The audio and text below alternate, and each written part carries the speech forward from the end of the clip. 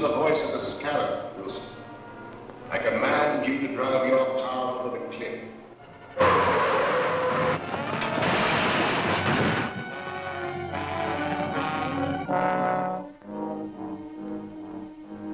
The Scarab is speaking to you, Evans. You have reached the end. You will walk to the window and step out into eternity.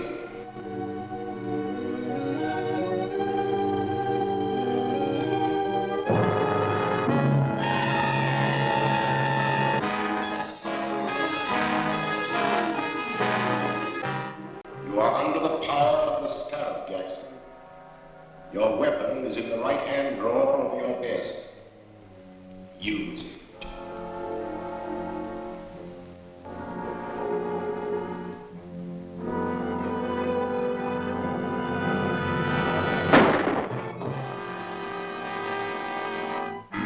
The death of Harold Jackson, well-known attorney, is another link in the chain of mysterious crimes known as the Purple Death Murders.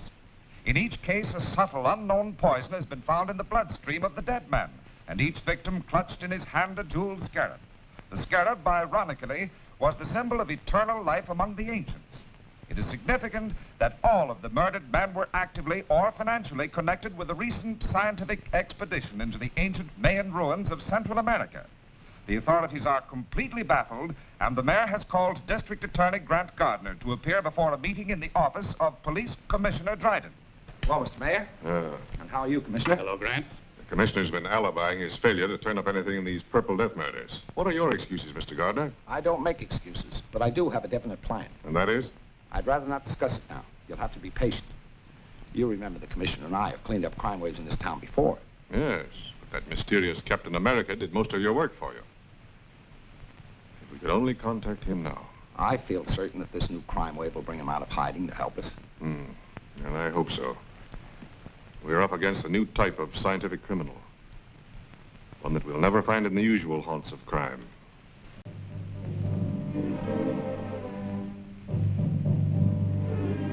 I tell you, Dr. Maldo, there's a curse on everyone connected with that Mayan expedition. Jackson's gone, and Wilson, and Evans. Why, you or I may be the next victim of the Scarab's Purple Death. My dear Professor Lyman, you're overexcited. Calm yourself. Here, have a cigar. Thank you.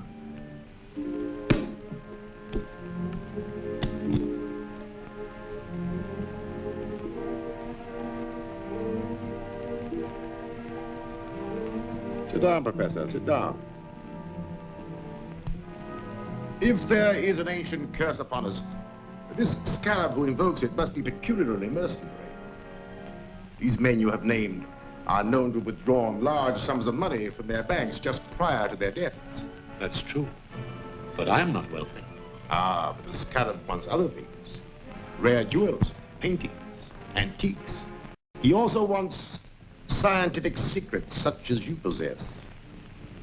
Just what do you mean? The Scarab wants the plans of the thermodynamic vibration engine which you have invented. How did you find out about my vibrator? The Scarab has his own methods of obtaining information.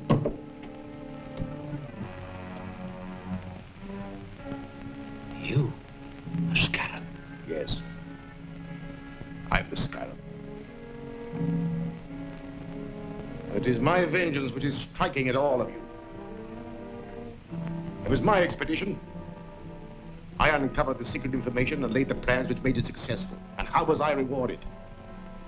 I was made the curator of an insignificant museum, while the rest of you received the fame and wealth that should have come to me. You can't touch that phone. Sit down. For the short time you have to live, your mind is completely under my control. You must obey my commands. You are a slave of the Purple Death. Purple Death? But how? The fumes from this cigar. I want to know more about the vibrator. It is a device for harnessing light and sound waves into a powerful force which will disintegrate any known material. And can be used by me as a powerful weapon of destruction. Yes, Splendid. Where are the plans? at home. In the safe. Write down the combination.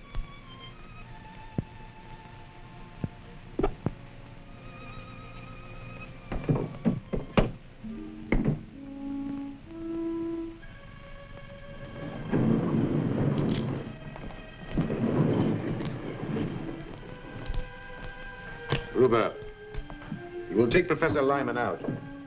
He will obey your final instructions. Yes.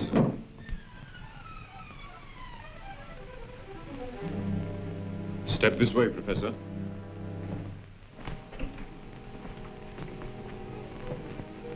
Farewell, Lyman. You'll find the plans in Lyman's safe. Here's the combination. And take these purple death bombs with you. They'll be silent and effective weapons if anyone interferes. Yes, sir.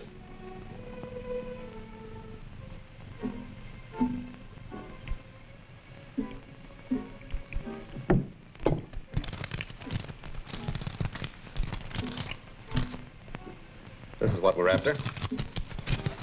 Just a minute.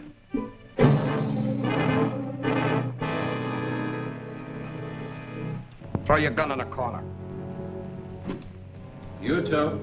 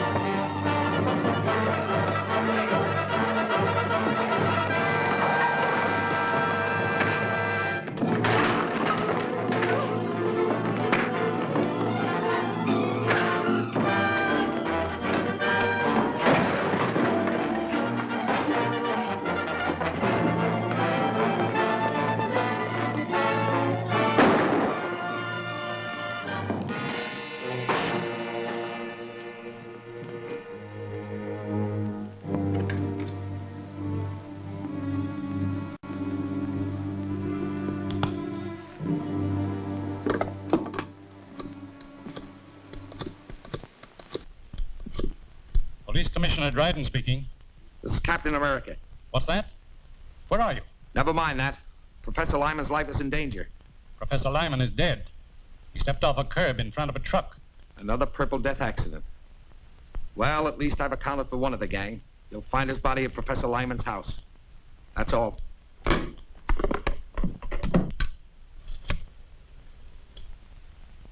Get me the district attorney's office. Office of the District Attorney, Gail Richards speaking. Let me speak to the DA. Mr. Gardner isn't here now, Commissioner, but I expect to hear from him shortly. Well, tell him that Captain America's on the job. He just killed one of the Purple Death murderers. I'll tell him.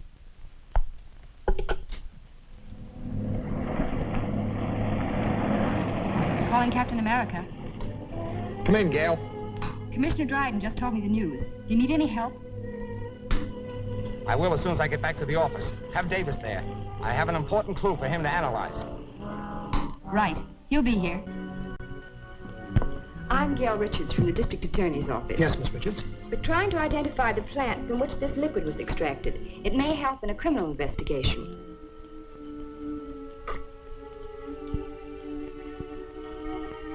Sorry, I can't identify it.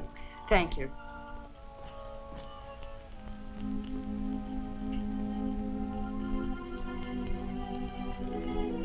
No, I don't recognize it.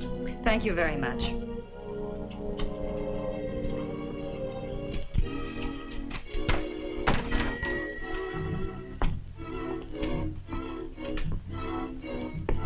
May I help you, miss? I'm from the district attorney's office. I have a plant extract which we're trying to identify with a murder investigation. I'm sorry, miss. I'm afraid I won't be able to help you. Oh, help! I see you do know what the Purple Death Bomb is. You fooled me, all right, but it isn't going to do you any good. Get in there. Don't talk. Move.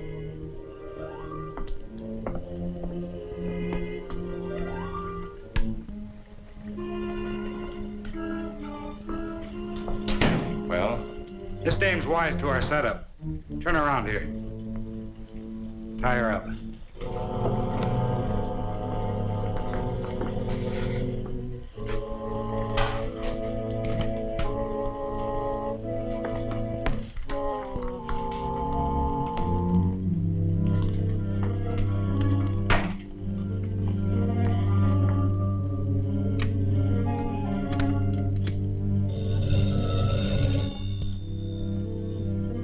Yes, speaking. The girl from the district attorney's office just came in. She had one of our Purple Death bombs and tricked me into showing my hand. What'll I do with her? You have plenty of the extract? Use it.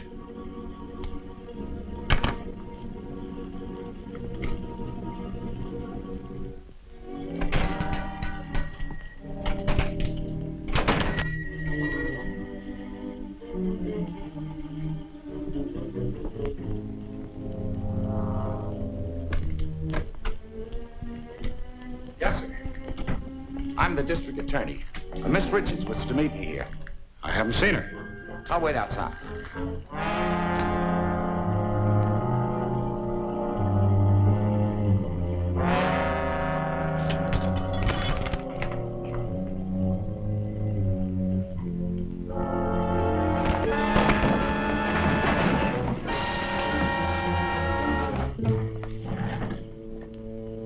Take me to Miss Richards.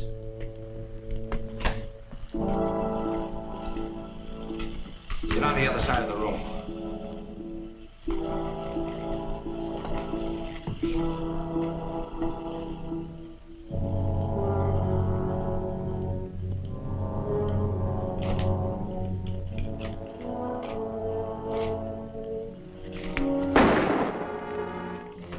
This contains the Purple Death. Drop that gun or we'll all die.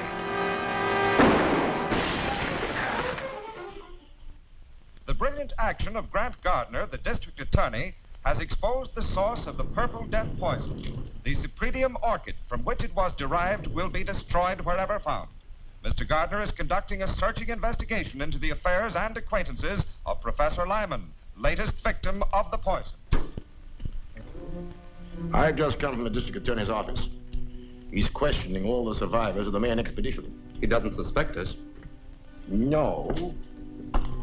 But we have something else to worry about. We are not the only ones who know the secret of Lyman's dynamic vibrator. Is there another set of plans? No. Worse than that. There's a working model which Lyman and his assistant Gregory constructed at Professor Dodge's laboratory. The district attorney is taking some technicians there tonight to see a demonstration and learn all about it.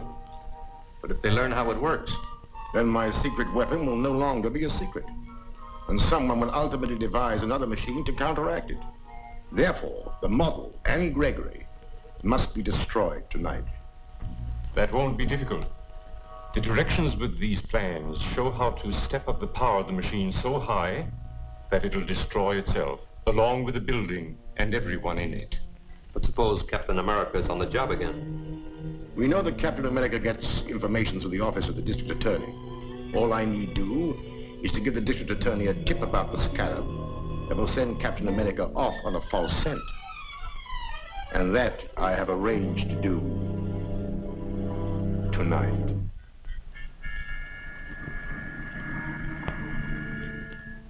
This is Eddie, Mr. Gardner. I've got a hot tip on those Purple Death killings. Can you come over? I'm afraid to leave here. where are you? A 204 in the arcade rooming house. All right, I'll be right over. What's he got? A tip on the scarab. I'll have to see him. I don't like it, Grant. It might be a trap. Don't worry. I'll be careful. I'll phone Gregory that you're bringing the technical men. Go ahead with the demonstration, and I'll be there as soon as I've seen Eddie.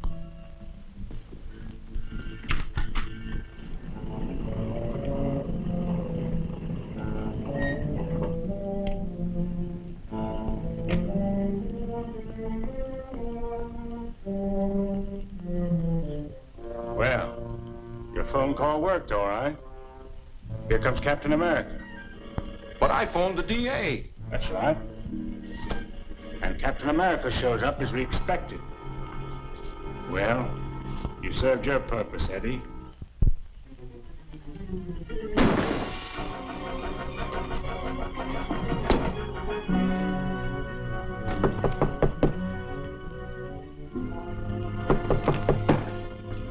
Come in. Come on in.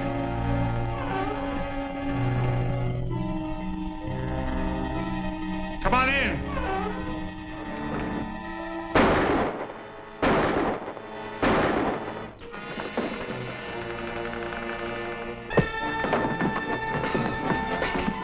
Start talking. Who's your boss? I don't know his name. Stop, the 2 bullets left. Yes. I'll hit one presently. Wait, I'll talk. His name is Maxim. Keep talking. He wanted to get you out of the way. They're pulling a big job at the office of a guy named Dodge. I don't know what it's all about. Well, I do.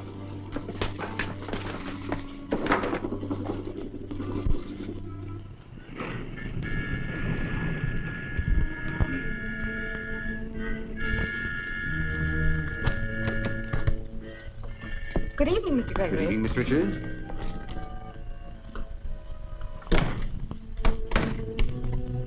Mr. Merritt and Mr. Norden are here to witness your demonstration of the vibrator. Oh, yes, the DA telephoned me. I'm glad you came. I alone know the secret of this machine, and it's a heavy responsibility. So, come this way, please.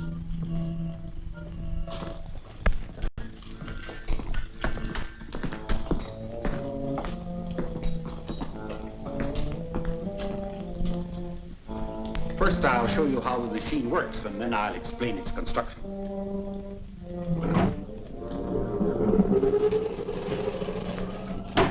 In a few minutes, we'll have generated sufficient power to destroy this miniature structure. Now, if you'll step this way, you will see the result of the demonstration.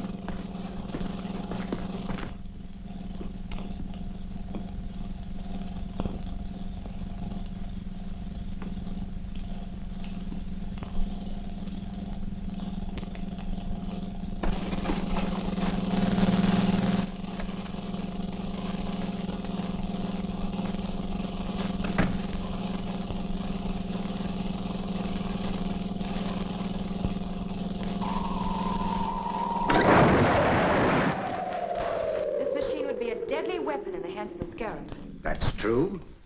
And when the plans were stolen from Professor Lyman, they contained instructions for stepping up the machine's power to 100 million volts. A force that would shatter a 20-story building like an eggshell. Gregory's right, gentlemen. We have directions here, and we'll give you a demonstration of what this machine can do to this building. Now, the first one who starts anything gets it. Set the control panel. You can't get away with this. Now get into the other room, all of you.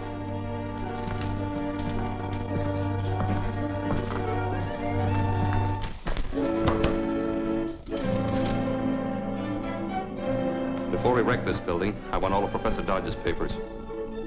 Open that vault. I said open that vault.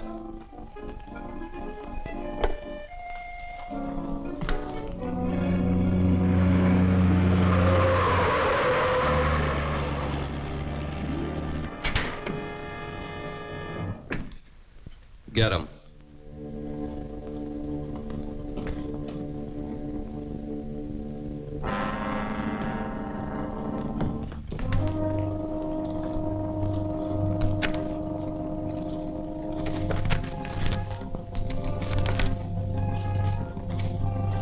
Get in the vault, all of you. This is murder. That's right. Wholesale murder.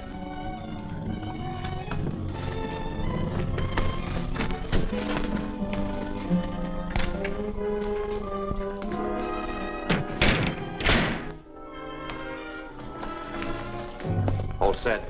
Start it up. I'll get the car ready for our getaway. Now, don't leave until you're sure the machine is running okay. Right. If that machine builds up to its full power, this building will collapse in a cloud of dust.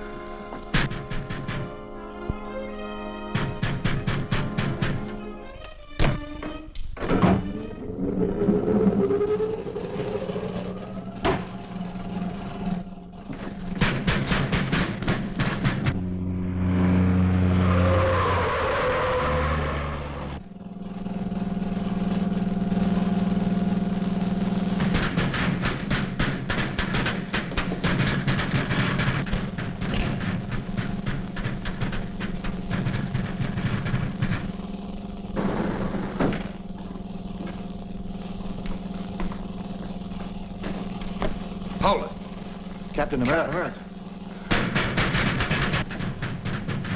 What's happening in there?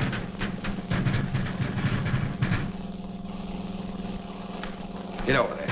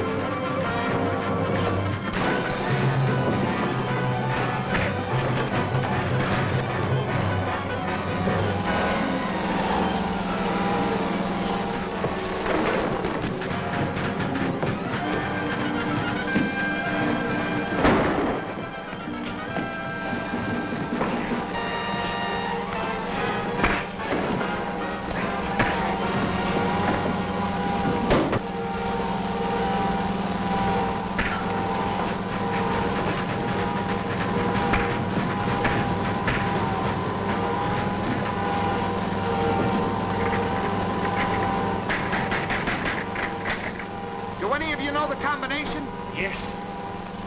Set point at 0. Left to 17. Right to 61.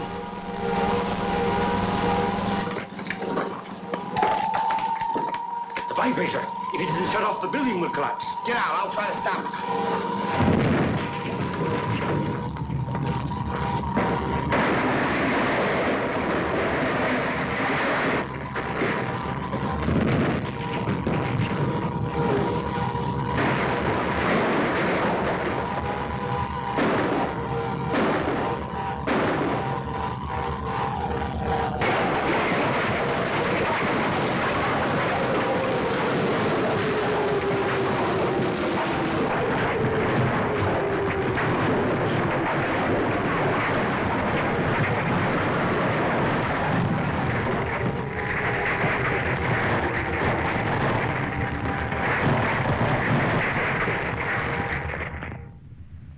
Finest buildings destroyed.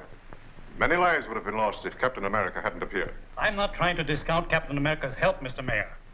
I was merely pointing out that the danger is all over now. The stolen plans of the vibrator were destroyed, along with the only 2 criminals who knew how to operate it. The Scarab is completely disarmed. I'm afraid that's not entirely correct, Commissioner. You know that Matson got away with most of Professor Dodge's papers and plans. What were the plans? The most important one was for Dodge's portable electronic firebolt, a machine that generates an electrical charge powerful enough to cut through steel and concrete like a bolt of lightning. Why, with that weapon, they could blast open any vault in the city. But they don't have the weapon, merely the plans, and in code that'll baffle even the mysterious Scarab.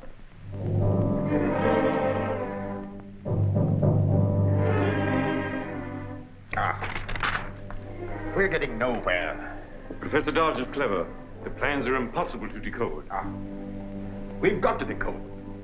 With the electronic firebolt, all the wealth and art treasures of the world will be mine. Well, since we can't break the code, I shall have to persuade Professor Dodge to do it for us. But Dodge is under police protection. The authorities are the only ones who know where he is. They won't stop me. I'll get that information from the DA's most trusted assistant, Miss Gail Richards.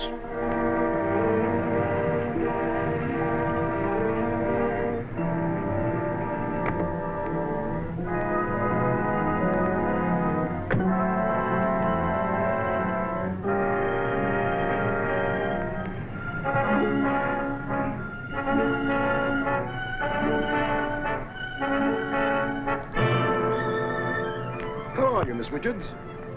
I was introduced by the district attorney. Remember? Of course, you're Dr. Maldor.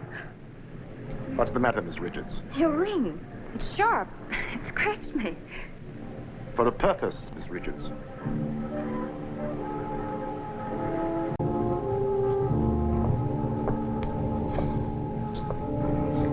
You are under a powerful hypnotic influence that forces you to obey me. I will obey. Where are they keeping Professor Dodge?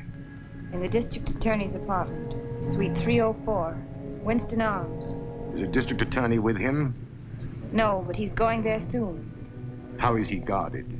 There's a policeman in the apartment with him. Now listen carefully.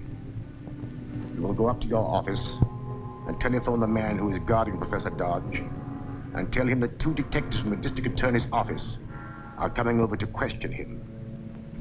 You must hurry, as the effect of the serum will be working off in a few minutes. When it does, you will remember nothing that has happened. Do you understand? I understand. Good. Then go quickly.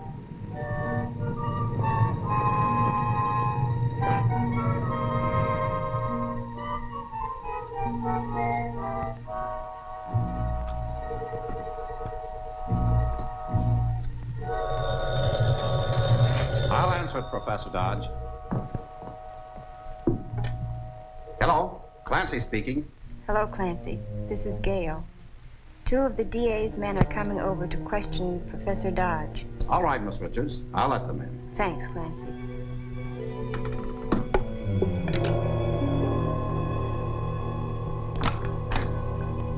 Hello, Gail.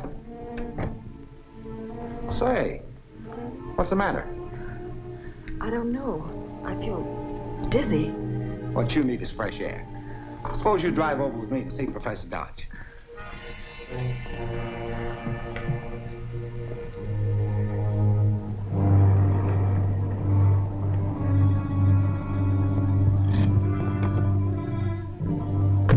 I won't be long.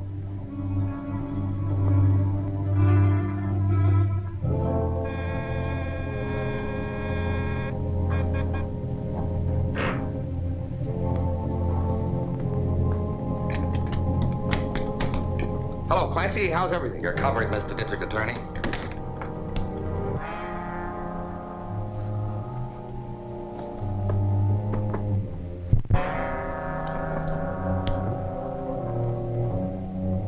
This is curtains for you. They hang men in this state for murder. This won't be murder. You're going to commit suicide with your own gun. You just couldn't stand the disgrace of your constant failures. And the kidnapping of Professor Dodge was the last straw.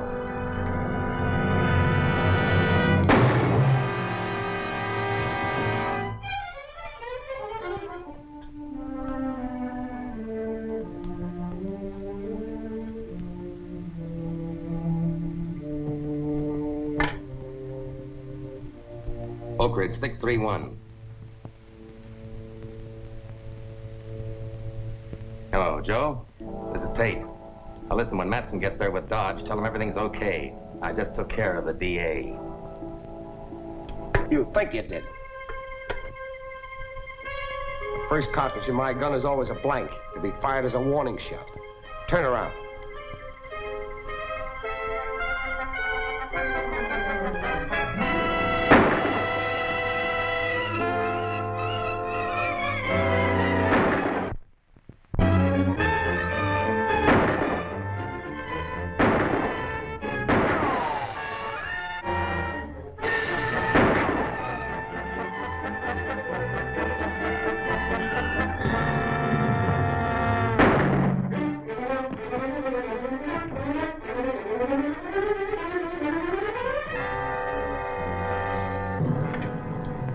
This is the district attorney.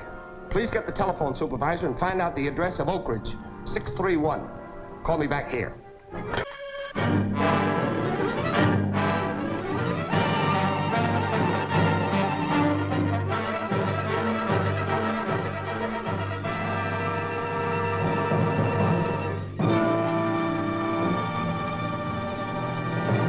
Using some mysterious device which burns through steel and concrete, thieves last night broke into the Hammond Art Galleries. Many of the world's most priceless paintings, old masters, irreplaceable originals were removed.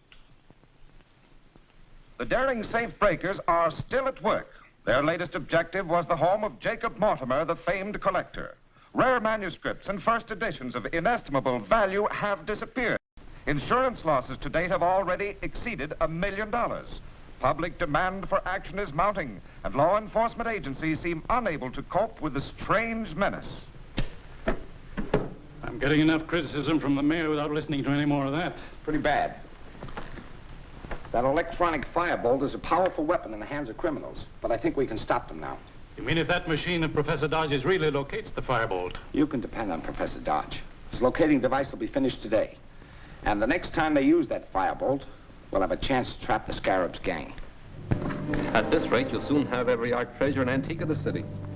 Don't be too confident. The district attorney is no fool, and Professor Dodge is a very competent scientist. They haven't stopped us yet. No. But I must learn what their plans are. You're going at once to find out what's happening at the district attorney's apartment in the Winston Arms. We know the thieves will use the stolen firebolt again. And when they do, its electronic radiations will illuminate this bulb. Then I'll run the pointer along the contact points. When I make a contact on the area where the firebolt is working, that light will start flashing. Look, the electronic firebolt is being used somewhere. Now's our chance to locate it.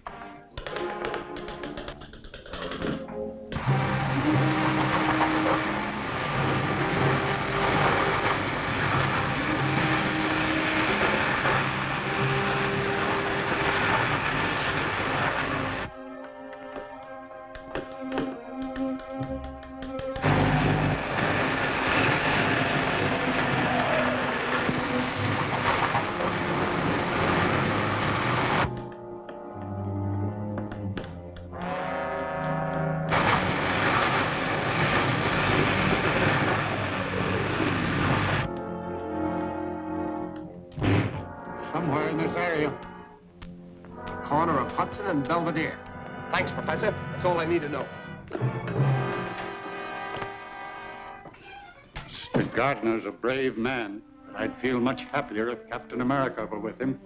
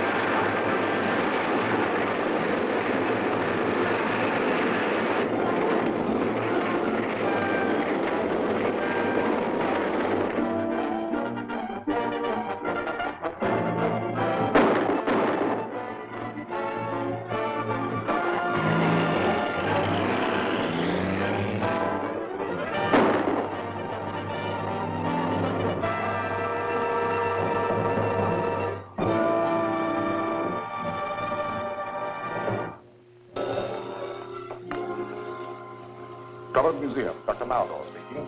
This is Grant Gardner, Doctor. Sorry to call you so late, but something important has just come up. Yes? I just received a phone call from the attorney of the late Professor Lyman. He's reading the will in the morning. Since you and Professor Dodge are beneficiaries, he wants you both to be there. I'll be glad to attend. What time is the meeting? 10 o'clock in the morning at the Lyman residence.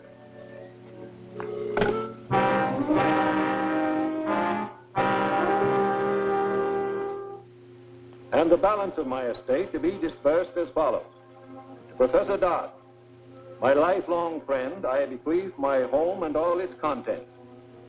To Dr. Maldo, for his loyalty and untiring efforts in the cause of science, I give all my rights and interests in the Drummond Museum, with the exception of the Mayan crown jewels now in his custody. The jewels will be turned over to Professor Dodge and sold to finance an expedition into the Mayan jungle to search for the lost city of Zada. That is all, gentlemen. Now that you've inherited this estate, Professor, do you propose to live here? I hope so, if you think it's safe. I'll make it safe. I'll keep police guards around here as long as there's any sign of danger from the scarab. Thank you. What progress are you making in the Scarab case? Not much, but Captain America's turned a truck over to us that may hold a clue. The mechanic is checking it now. You should be able to give me a report on it by the time I get there. Now, if you'll excuse me. Well, I must be getting back to the museum. I'll deliver the Mayan jewels to you tomorrow. Very well, I'll expect you. Goodbye.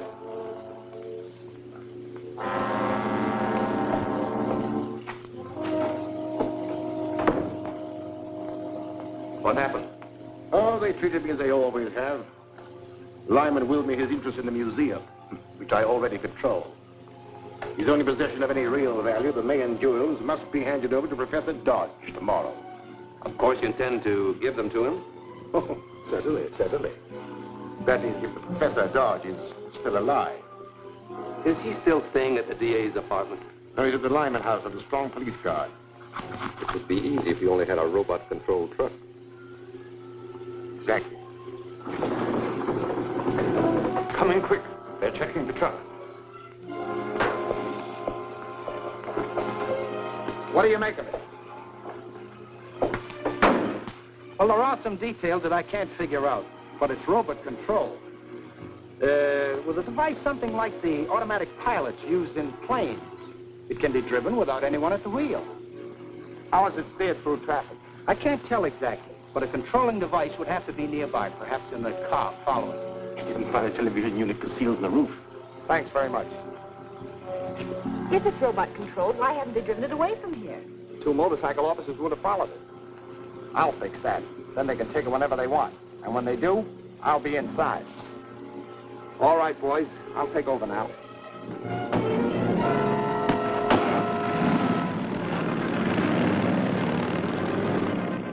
Gonna stand by the office just in case I need you. The second that door closes on Mr. Gardner, be ready to take control of the truck. All set. Good. Take her away.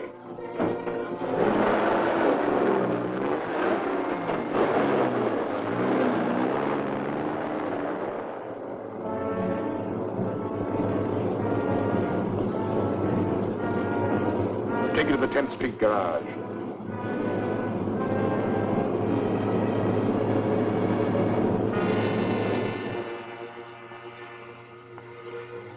H1 calling B10. H1 calling B10. B10, come in. The robot truck is on the way to you. Be ready for it. We're set. Get set for the district attorney, too. He's in the middle compartment. The scarab wants him alive. Alive, get it? Right.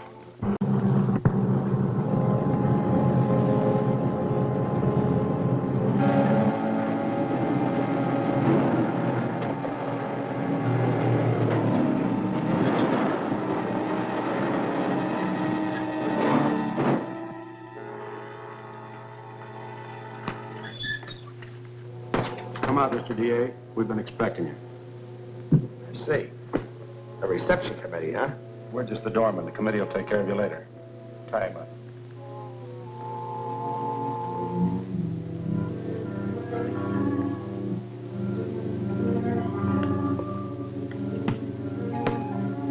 D10, calling H1. Go ahead, D10. Everything's okay.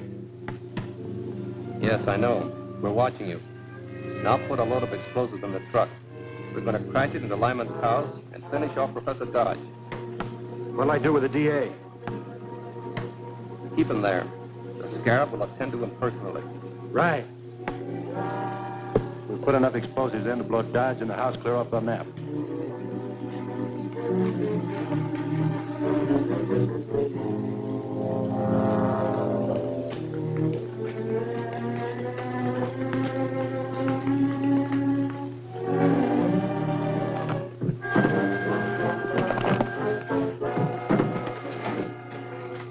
Now it's a traveling bomb. Open the doors. Start it up. Professor Dodge is going to have an unexpected visitor.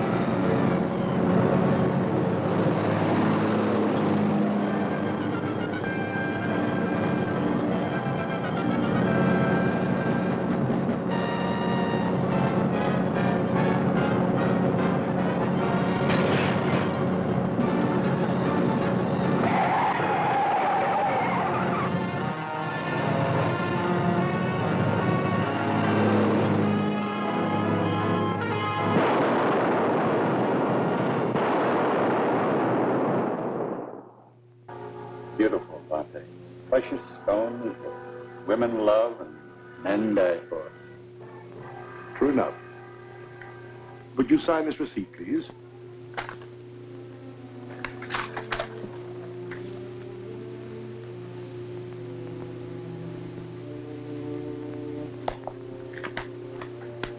Thank you. I hope your trip will make you forget the horrible experiences you've had. I'm sure it will. Perhaps by the time you return, the district attorney will have caught the scarab. I'll keep trying.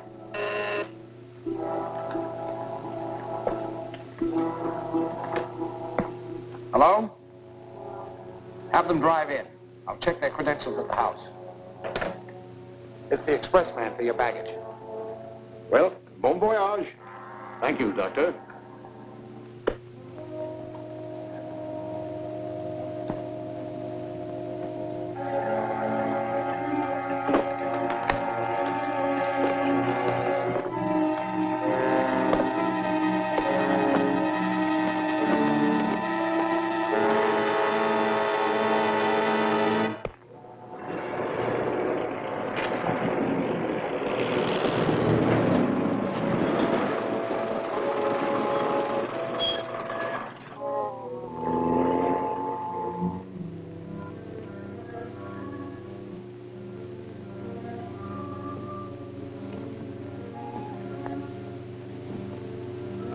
All right, men. The baggage is in the hall. All right.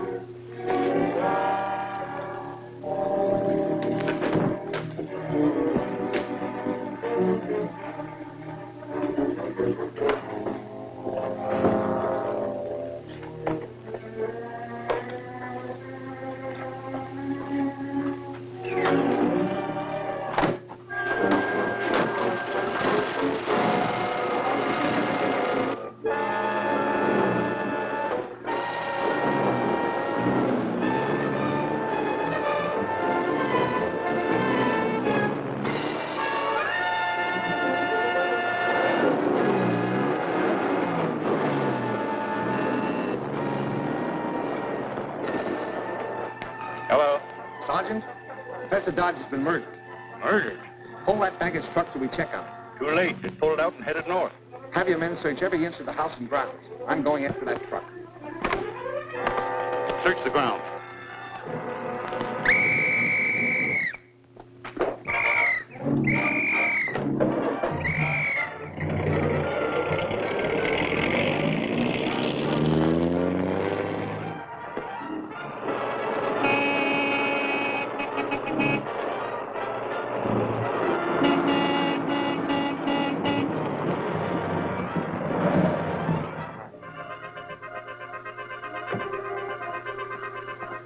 I want to take a look inside this truck.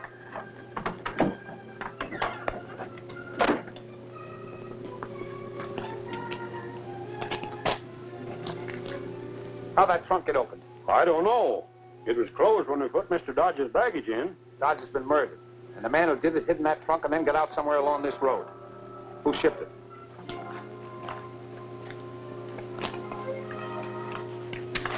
There you are. John Taylor, 721 West Avenue. But he'd checked out and was just leaving when we made the pickup. Naturally, he would.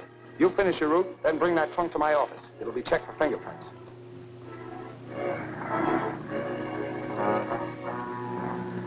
Did you have any luck, Chief? Yes. Get me the police commissioner immediately. The fingerprints on the trunk identified Taylor as Lefty Harper, a criminal with a long police record. I'm going to start a search for him. Hello? Oh, hello, Commissioner. I want a dragnet thrown out for Lefty Harper, alias John Taylor. He was found dead in his car half an hour ago, shot through the head. Where's the body? At the morgue. The car is downstairs back at police headquarters. We looked it over. The plates and registration slip are phony. But we did find a service station sticker which might be a lead. Good. What's the address? Allen's Gas Station, 5th and Manchester. Gail can check that for us. I'll meet you at the morgue. Yeah, I serviced that car and delivered it around the corner to the Fiber Box Company. Thank you. I'll go there. Taylor worked here a week or two and then quit. That's all I can tell you. I see. May I use your telephone? Sure.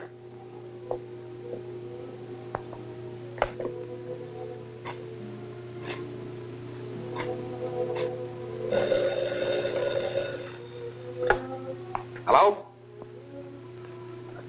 Yes, Gail. Where are you? Fiber Box Company. Taylor was a transit worker here, but he left.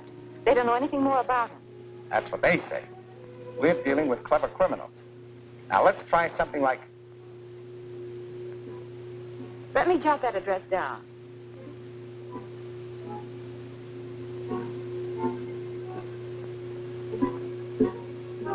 I'll go right over.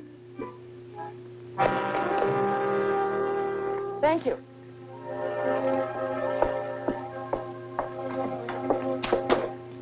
Well, Miss Richards. Louis. What's she doing here? She was asking about Taylor. I told her we didn't know anything. This is the girl who works with Captain America. She's going to tell us who Captain America really is. Aren't you, Miss Richards? No. You can change your mind.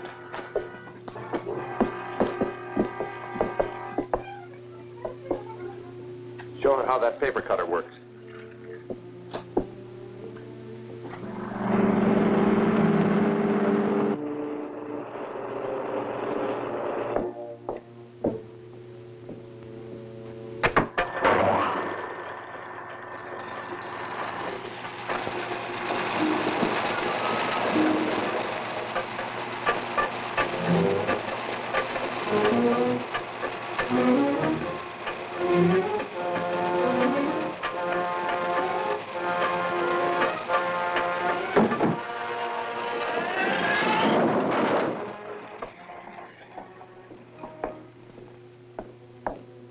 Works just like a guillotine. Ready to talk? No. She'll change her mind when that blade starts down towards her neck. Tie her up.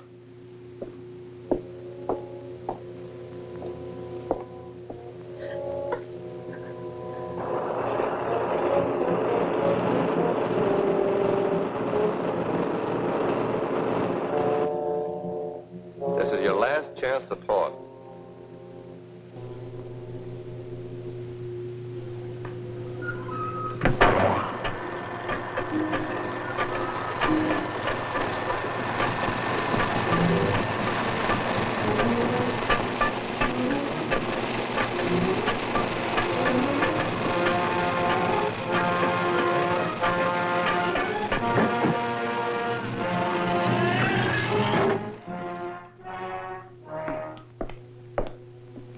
She's got more nerve than I figured. I better phone the boss and put it up to him.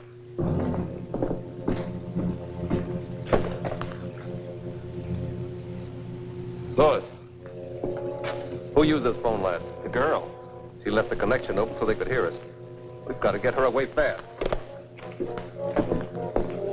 Hold! Captain America.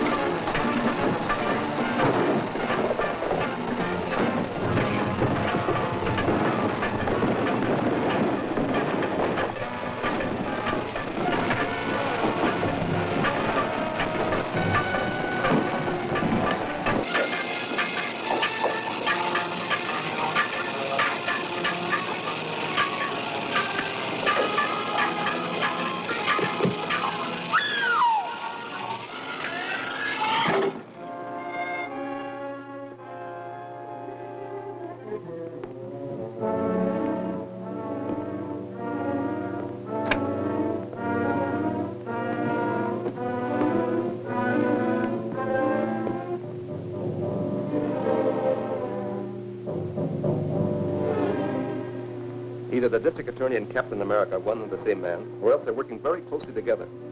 The girl called the DA's office and left the phone open so they could listen to us. Then Captain America arrived. Well, we will fire over our Captain America in due time. Now we must get ready for the next move. The next move? Yes, against Henley, the petroleum magnate. He also was a member of the Mayan expedition which discredited me. I've sent him an extortion note, which he's sure to take to the district attorney. And we must learn what the DA intends to do about it. So you're to install a radio dictaphone in the district attorney's apartment.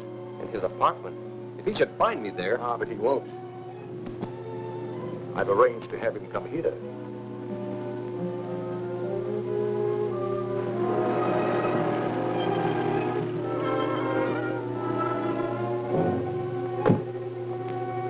Shine, sir? Not today.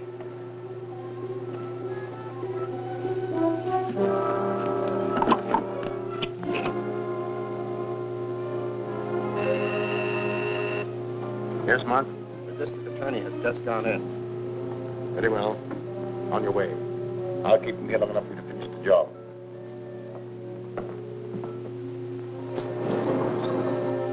In the library. Come in. Hello, Doctor. How are you, Mr. Gardner? It was good of you to come. I realize you're a busy man these days. Have a seat. Thank you. I'm very busy, but I knew you must have a good reason for wanting an interview. Thank you, I have. The National Academy of Science has asked me to prepare the material for biographical articles on the members of the Mayan expedition who have been murdered. I'd appreciate it if you look over these notes to make sure I'm not divulging any information to the criminals that might interfere with your plans to arrest them. They're only a few pages. Perhaps you could look them over now. Certainly. I'd be glad to, Doctor.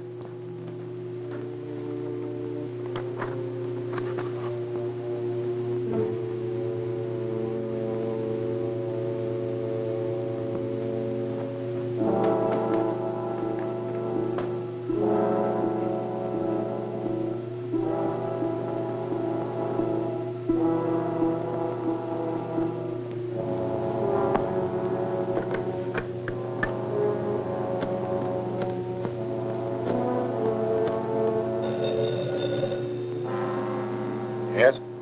Is the DA still there? No, he just left. That's okay. I'm in his apartment now, and I'll have time to finish. Open your receiver and set it for 20 megacycles, and I'll give you a test. Very well. Gruber.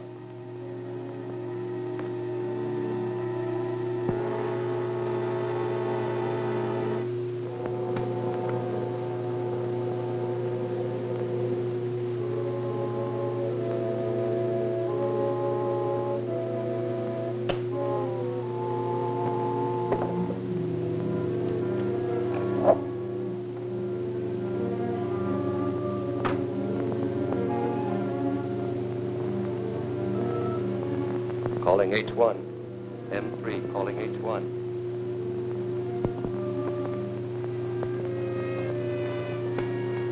Hello, hello, hello, hello. Yes, we heard it. It's okay. Now get out of there quick. The DA may be back any minute. Right.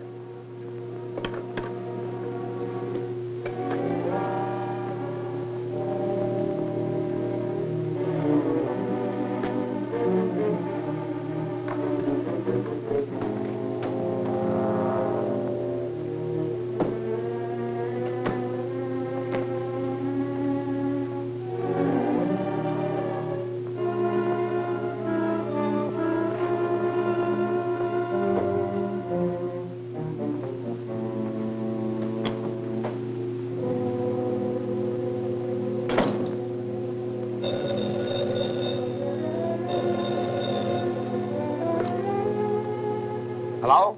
Hello, Chief. Mr. Henley is here. He's in a panic. Henley? Petroleum magnate? Yes, he's waiting in the outer office.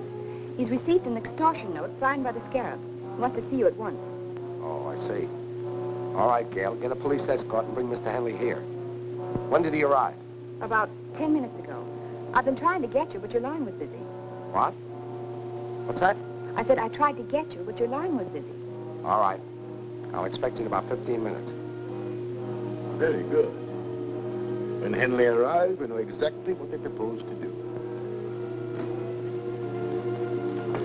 Now, Mr. Henley, what is this about an extortion note? They mean business, Gardner. Something's got to be done quickly. Henley, if you value your life, you will obey the following instructions implicitly. Draw $100,000 in currency from your bank and return home with it. Wait there for a telephone message instructing you as to the exact time and place where the money is to be left. Scarab.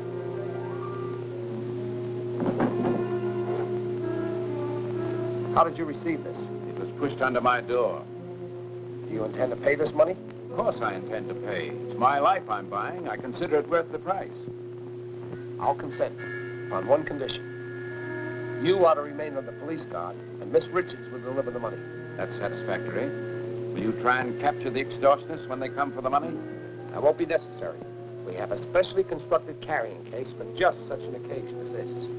It has a secret compartment containing a radioactive cell, which keeps sending out a signal. By means of triangulation, we can locate the case wherever it is taken. Perhaps to the headquarters of the Scarab himself. I'll take care of the mechanical spy. We'll take every precaution to protect you. But remember, we're probably dealing with a homicidal maniac. You call me at my office as soon as you learn where the money is to be delivered. I will. We'll walk you to the elevator. Now the homicidal maniac will plan a counterattack. Bye. Good luck. Thank you.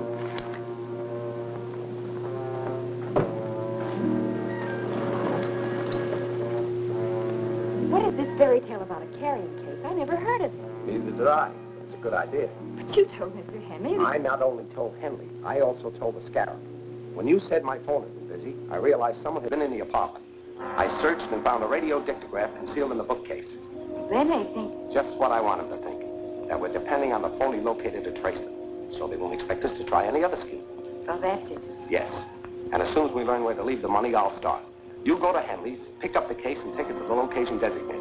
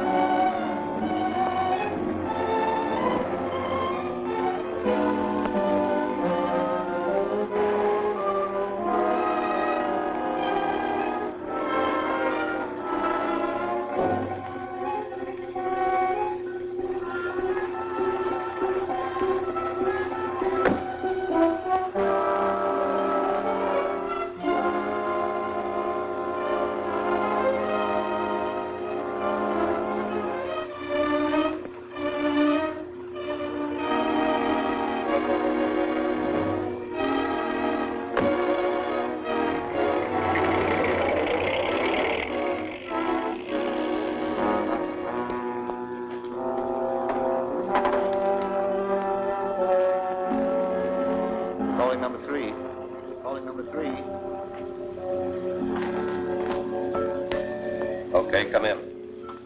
The girl came out alone and left the case. I'll get it. Drive the car around to the other entrance.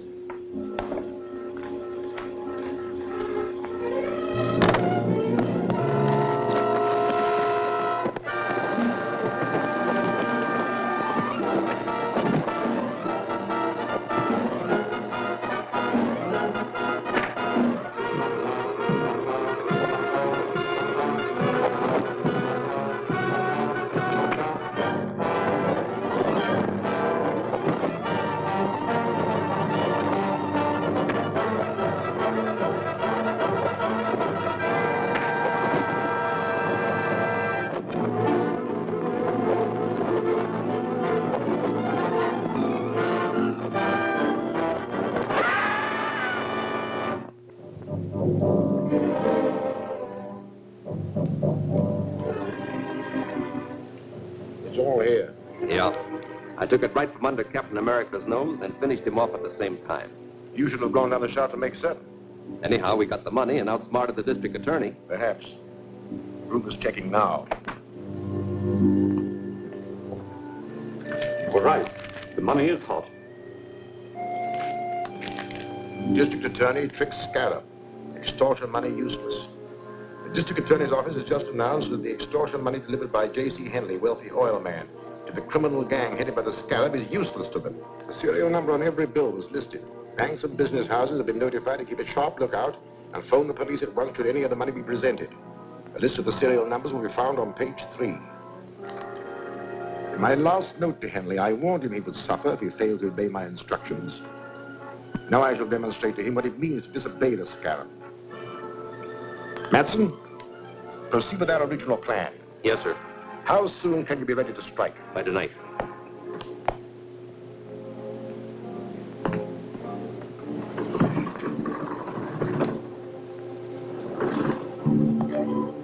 After tonight, Henry will be glad to pay any price I demand, in spite of all the protection he can get from the district attorney. And although your trick to prevent the use of the money was successful, you will soon learn how dangerous it is to disregard the Scarab's orders. Scarab, when did you get this note? It slipped under my door about an hour ago. You know, I was a fool to take your advice. I should have paid the money without any strings and had it all over with. What assurance do you have that the Scarab would have stopped with one demand? Once you start paying extortion money, there's no end to it. But this second note doesn't ask for money, it just threatens me. Oh, I want to help you, but, well, I've got to consider my own safety. I've considered that too, and made arrangements to keep you right here in my own apartment under guard. But neither you nor any member of that Mayan expedition can be really safe until the Scarab and his gang are run to earth.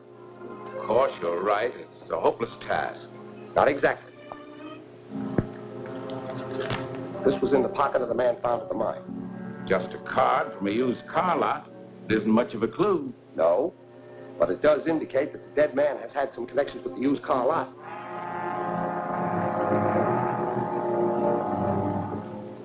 You the manager? Right. I'm Gardner, district attorney. Oh. Sit down. Thank you. What's on your mind? Have you ever seen this man? Why, yes. I sold him a truck the other day. What type? Panel job. I've got the specifications right here. Funny thing about it, too, he had me looking for several days. Had to be just right. Nothing else would do. Here. 18 feet long, 5.5 wide, 8 high. Double doors in the back with 12-inch window in each. License number? XM 7643. Was it in condition to be driven away? No. My tow car delivered it to a garage on the other side of town. Which garage? I don't know. The night man made the delivery. I'll ask him when he comes on tonight. Phone me the address of that garage as soon as you can. I'll be waiting in my office. Sure.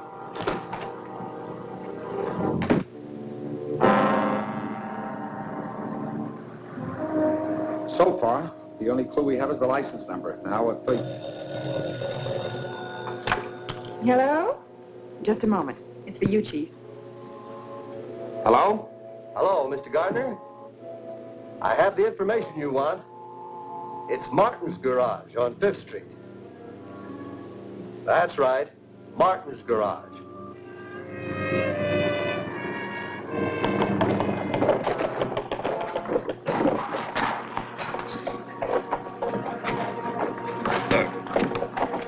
Take it easy with this stuff. All right.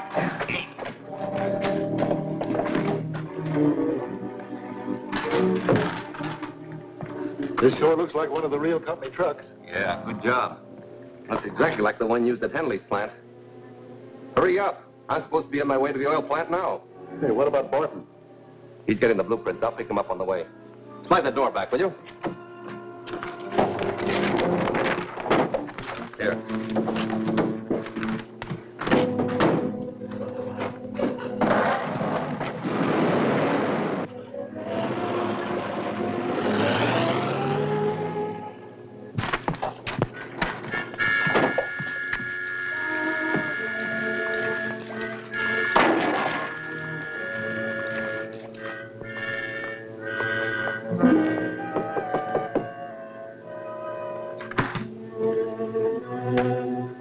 Hello. Hello. What can I do for you? I'm the district attorney. I'm looking for a large panel truck. Well, we don't sell trucks. We only fix them. You misunderstand me. The large panel truck was towed in here the other day for repairs. The license number is XM 7643. Oh, yeah. It needed a new motor, and we didn't have any, so we turned down the job. The owner took it someplace else. You don't know where it was taken, do you? No, I don't. And you didn't do anything at all to it? No, not a thing. You don't mind if I look around, do you? Oh, go ahead. Help yourself. Thanks.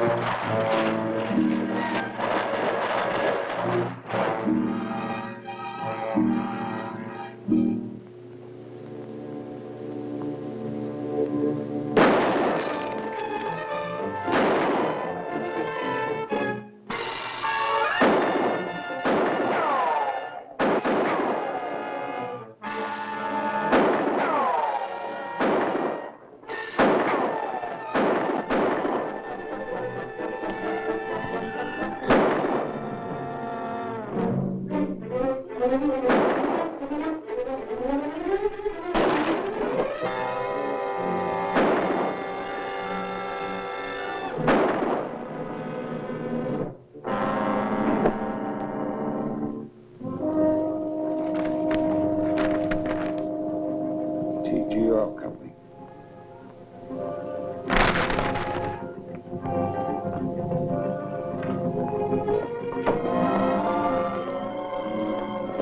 Get inside. Phone for some of our men. Check the place carefully.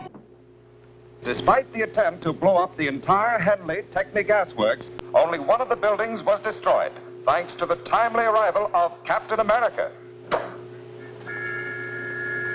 You should be proud of yourself. Captain America has made a fool of you on every job you attempt. We did our best. But Henley must have disobeyed your orders and squealed to the DA. Yes, Mr. Henley has consistently ignored my warnings. But I'm not beaten yet. This defeat cannot go unchallenged, or none of the remaining members of the expedition will fear the Scarab. What will you do? Eliminate Henley right under the district attorney's nose. Impossible. Henley's kept under close guard in the DA's apartment. There is no chance of even getting near him. We don't have to be near him. Thanks to a weapon devised by the ancient Mayan warriors. You mean the Singari blowgun? Exactly. Our native Mayan agent, Zula, is an excellent marksman with a blowgun. We will post him where he will have an unobstructed view to the entrance of the district attorney's apartment.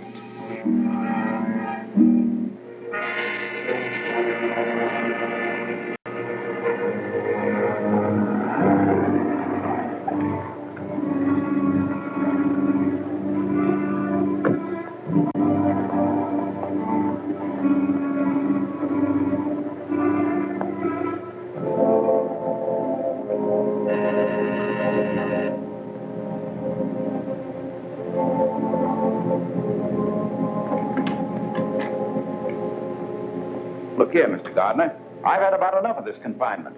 Your life is still in danger. You're here for your own safety. Oh, hang the safety. I'm neglecting important business.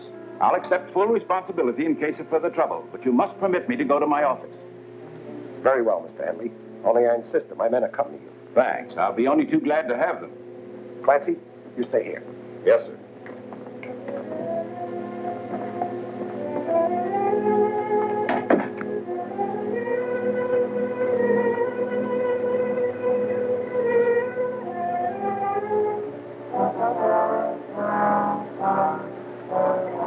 Bring your car around in front of the building. You're taking Mr. Henley to his office. I'll follow in my car.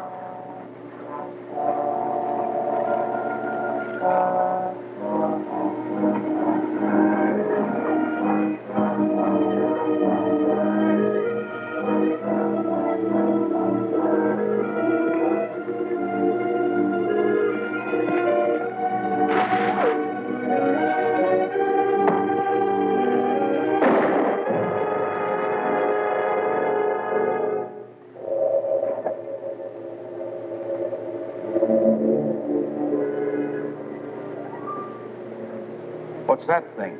A poison dart with your name on it. This should convince you that you're still marked for death.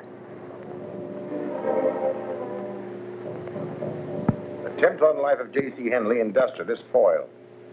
DA to investigate origin of ancient poison dart weapon.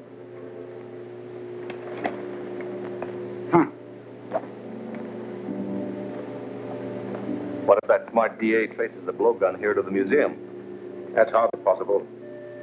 Professor Grayson was the only one who knew I had it in my possession. He died over 2 years ago. No, Matson. We have nothing to fear from the district attorney.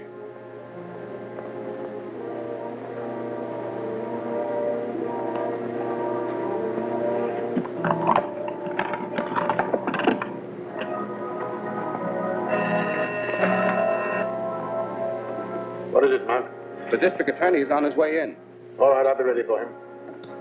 Get out of sight.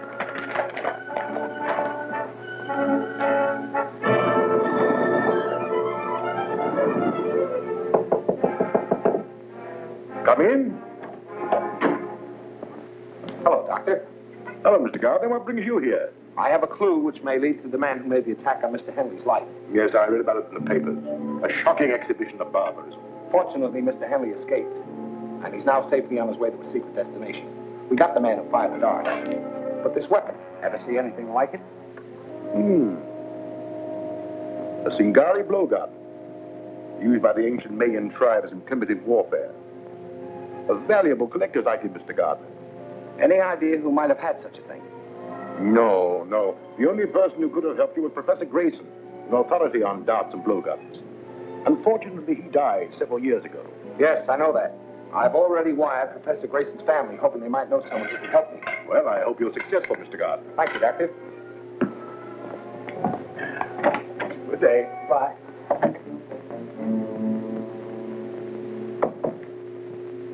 Shine, mister? All right, son.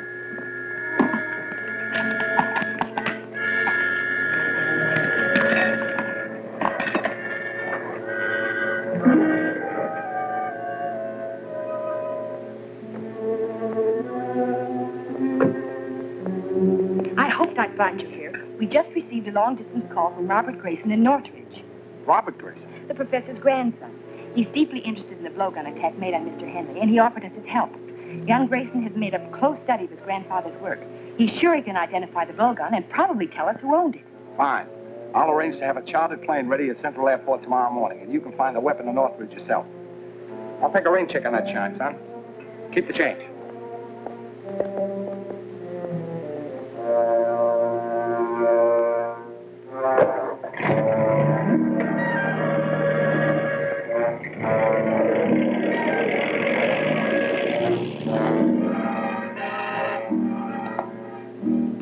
Yes, Mark. Here's some dope on a DA. He and the girl are going to try and have Grayson's grandson identify the blowgun. She's flying a chartered plane to Northridge from Central Airport tomorrow morning. That puts you in the spot. We're all in it, Bud. I thought you said that weapon would never be traced here. Grayson's grandson.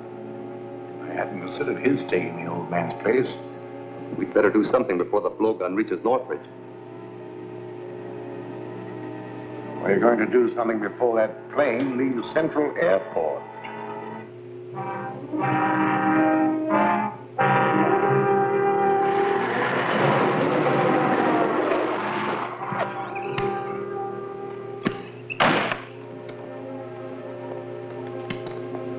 We're from the DA's office to check on that plane he ordered yesterday. It's on the field. You want to see it? Yes. Right this way.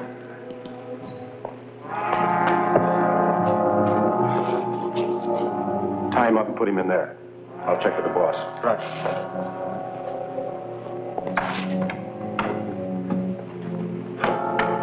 Calling H1. Calling H1. Z1 calling H1. This is H1. Come in. We're all set. Plane is ready, and the mechanic's taken care of.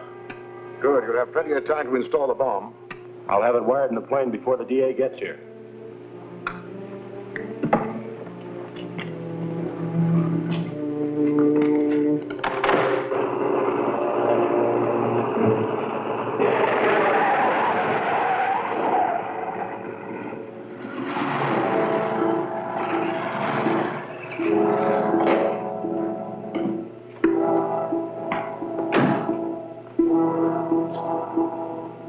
I'm the district attorney. Is my plane ready?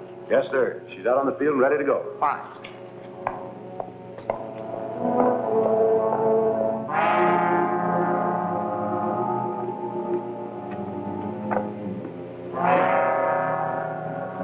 As soon as the motor starts, that bomb mechanism starts operating.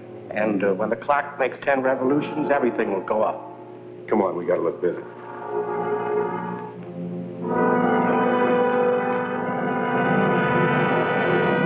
Good luck, Gail.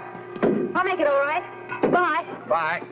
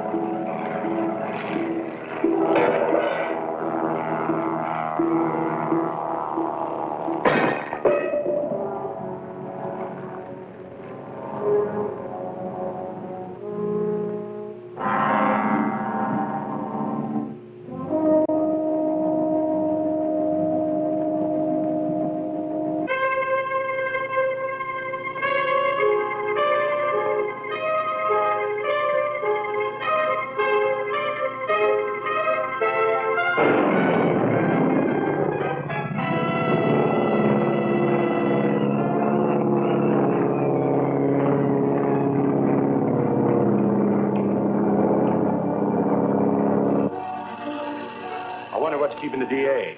We better find out.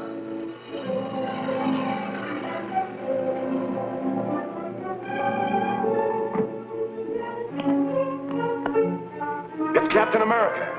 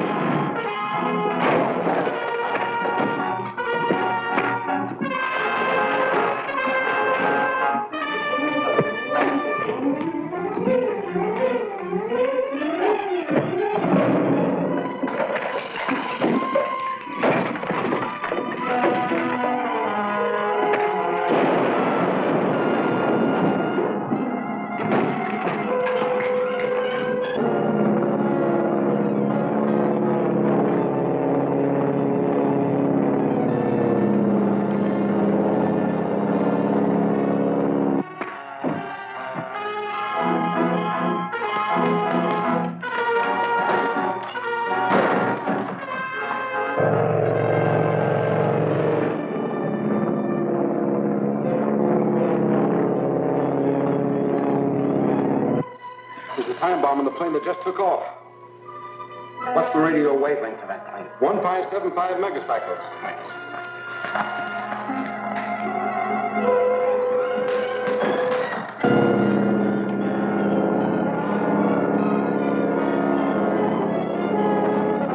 Calling Gail Richards. Calling Gail Richards. Come in, Gail. This is Gail. Go ahead. There's a time bomb in your plane. Bail out. Bail out. Okay, Grant.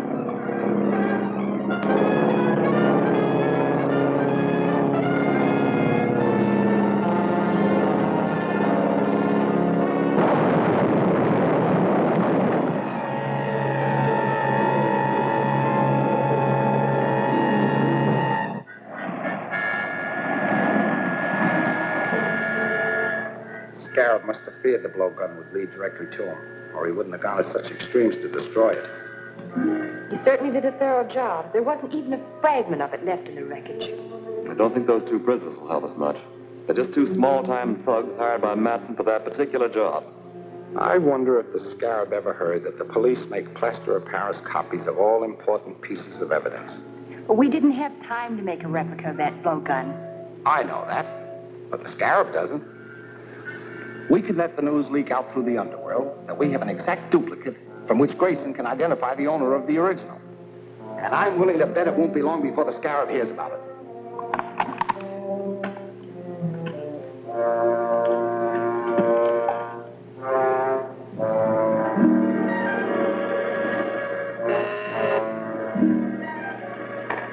Go ahead, Mark. Number 31 reports the DA has a plaster model of the blowgun. He's wired Grayson to come here to identify the owner. That's all. A model? Why did they make a model of it? Routine procedure, I suppose. This calls for action. We have no time to lose. We must find out where Grayson will go when he arrives. Put every available man on the job. Check reservations on every train, bus, and plane coming into the city. Find out about all reservations in all the hotels. Get started immediately. This is a good reproduction, Walt. Should serve our purpose. But I'd like to see somebody translate those fake Mayan hieroglyphics I painted on it. District Attorney's office. Yes, Commissioner. He's right here. Yes? They fell for it, Grant. A man just asked about Grayson at the Hotel Metropole. And they told him that he reserved room 504 for this afternoon. Fine. That's just what I hoped to hear. Have you got a man at the Metropole? Yes. Donovan is taking the doorman's place. All right. Leave him there. But don't have anyone else around. I want them to be able to get away with the blowgun so we can follow them to the Scarab. We better give them a little time to get organized. Then we'll deliver this right into their hands.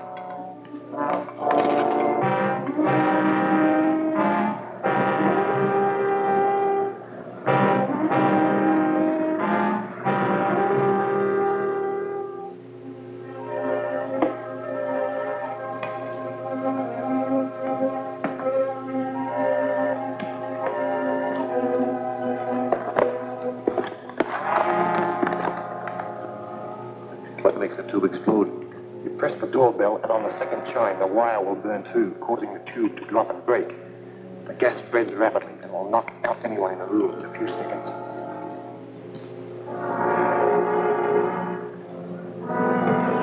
Anything new, gentlemen? Yes, Madsen and 2 others went in a few minutes ago. One of them stayed in the lobby, a lookout, I guess, and the others went up to the room. What about their car? Parked around the corner. Drive around and watch their car. If they should leave before I can get back, trail them.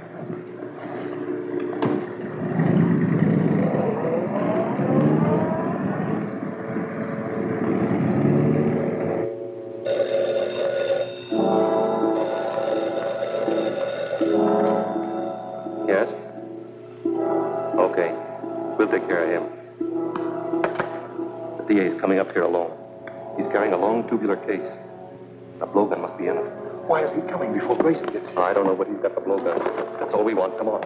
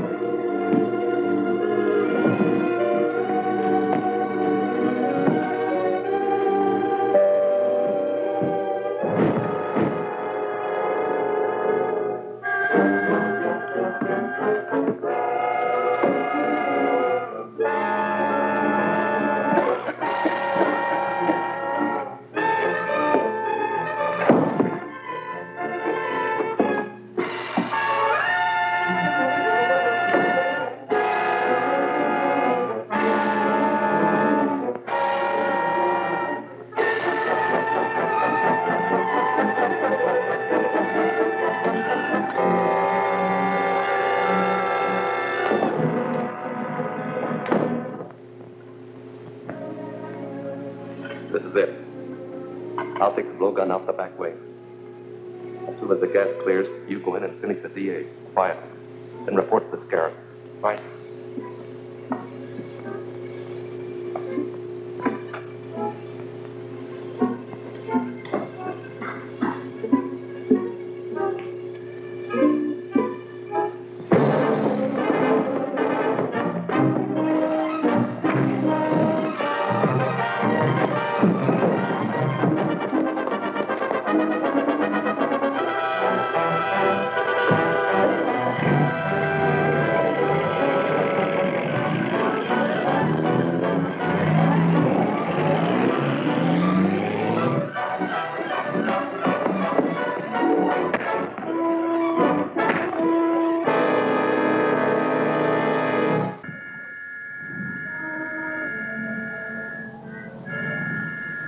Destruction of the barn spoiled all chances of tracing the Scarab's men. Oh, Gail? Have you gentlemen seen this?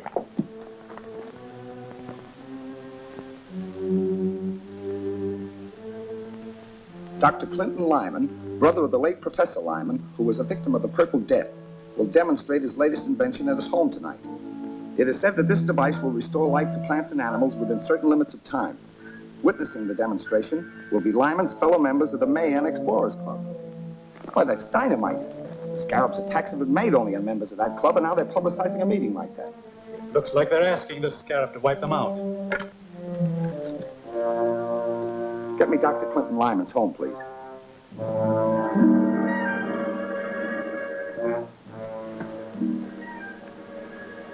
Hello? Oh, I never intended that to get into the papers. I simply mentioned it at a private luncheon at my club. I advise you to cancel tonight's demonstration. Oh, no, that's impossible. Then you're only inviting disaster for yourself and your associates. No, I don't really think so. If it would relieve your mind, why not attend my demonstration? Thanks, I will. I'll be there with my assistant, Miss Richards. These scientists don't seem to realize their danger from the Scarab.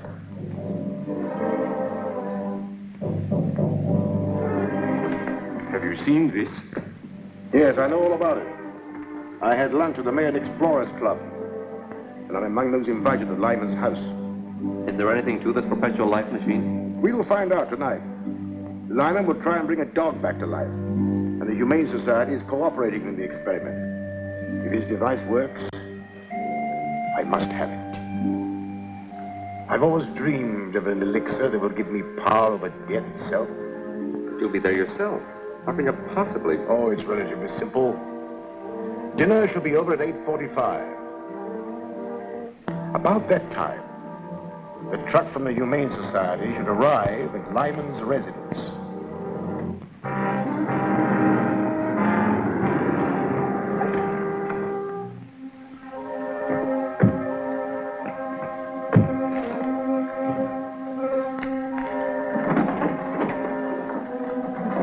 Remember, don't do a thing until you're sure the demonstration's a success. Right. Jerk is waiting in his car outside. He'll cover us in case we're trailed.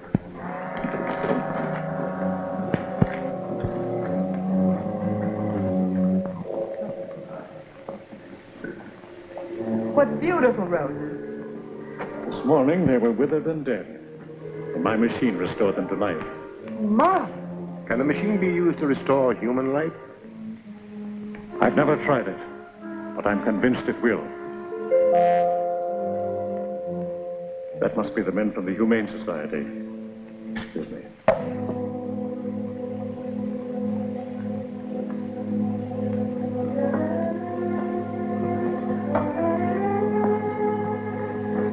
Put it here, please.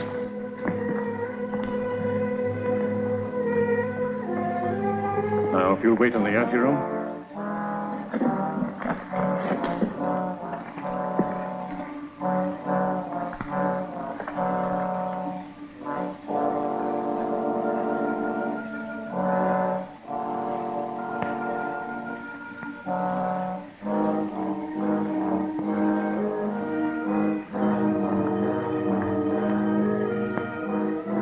Speaking broadly, gentlemen, the principle of my machine is based on the diathermic method of inducing fever by high temperature. This results in the electronic resuscitation of the circulatory system. It works in conjunction with this serum, which I inject into the vital organs.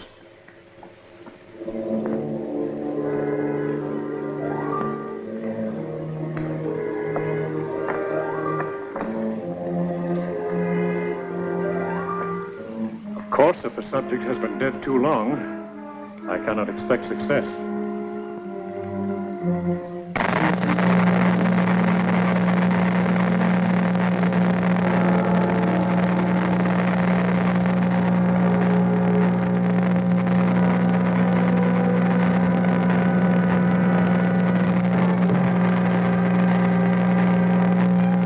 His eyes are open.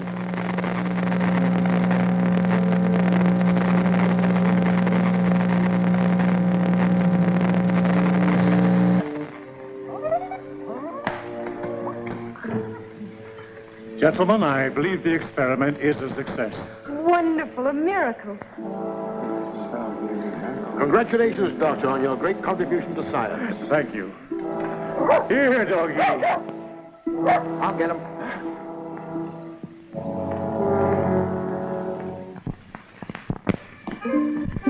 Hold it, everybody. What do you mean? What is this? Get away from that table.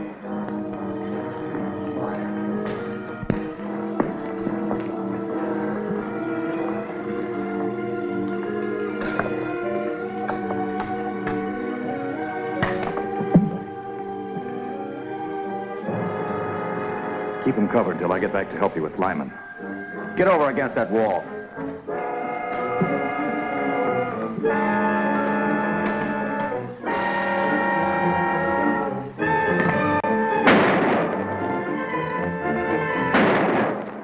Something's gone wrong. Get away from here.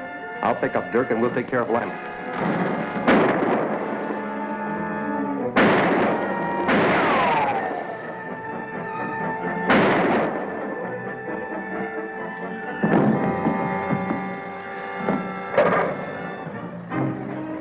Be sure that no one leaves this house. Right.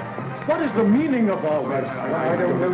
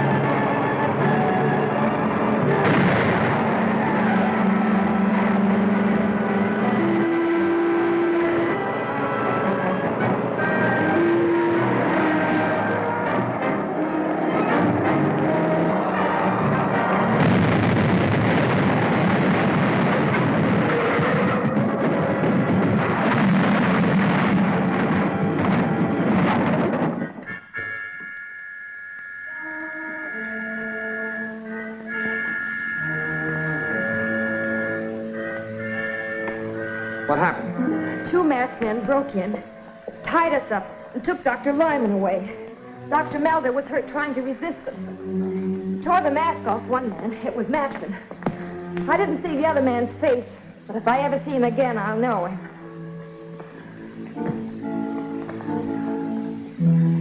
He'll be all right. Phone the commissioner to send out some detectives from the Identification Bureau. They might be able to identify that man I shot and give us a clue to the scarab.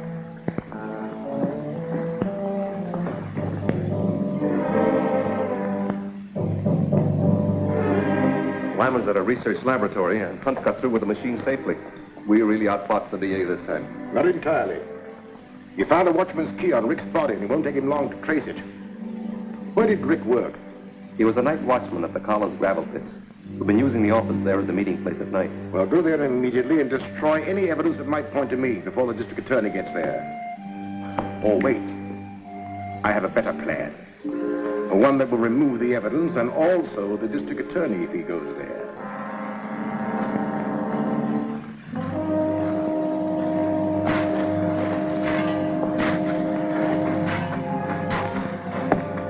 Take the plunger off about 200 yards.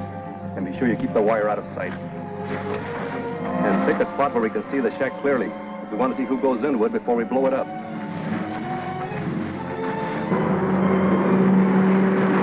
I'll jump off about 100 yards from the entrance. Keep going. You know what to do.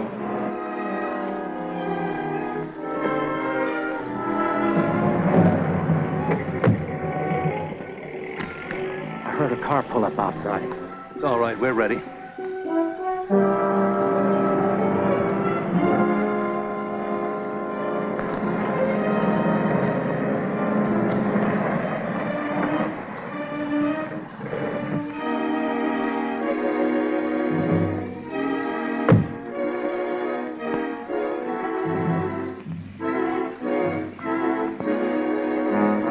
Girl. Yeah, she's the one who works with Captain America.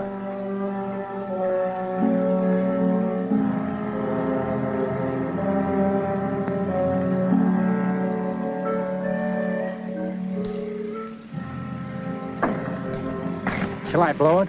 No, wait a minute. Captain America might show up, too. He'd never let her come out here alone. You're right. Get your hands up.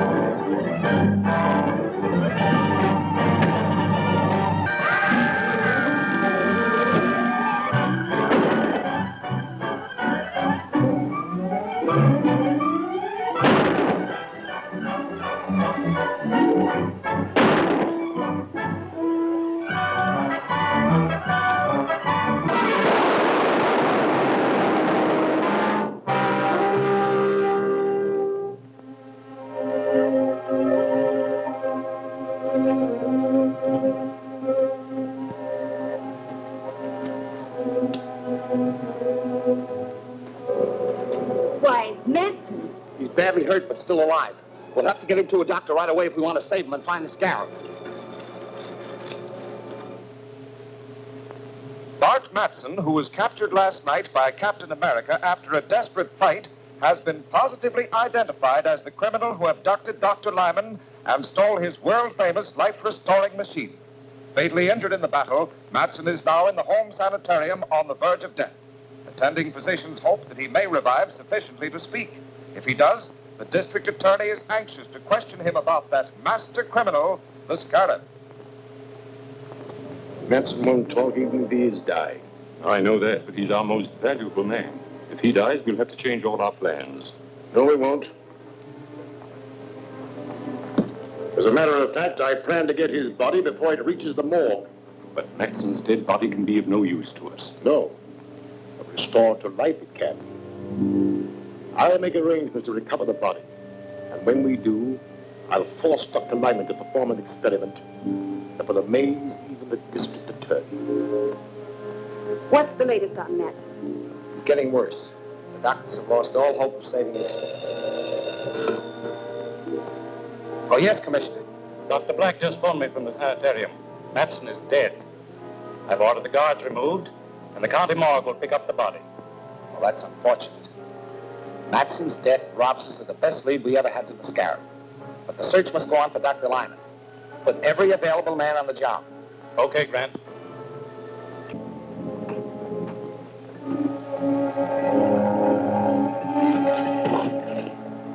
All right, you two. Start walking and don't look back.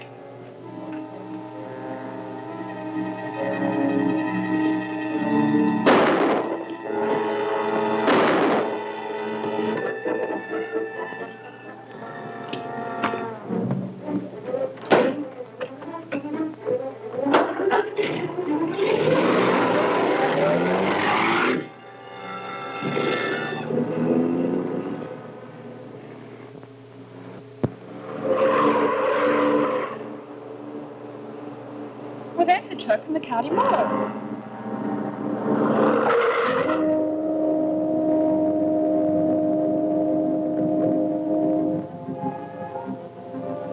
Look out!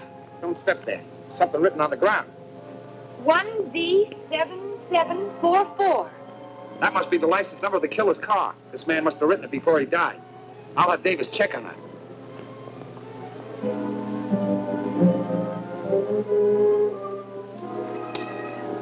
GG calling WD. GG calling WD. Come in, GG. The morgue wagon was hijacked. An automobile with the license number 1D7744 may be involved. Have the commissioner send out a general alarm to locate the car, but make no arrests. I'll handle this case myself. I'm on my way back to the office now. Okay, Chief. I just want to verify this number. 1D7744.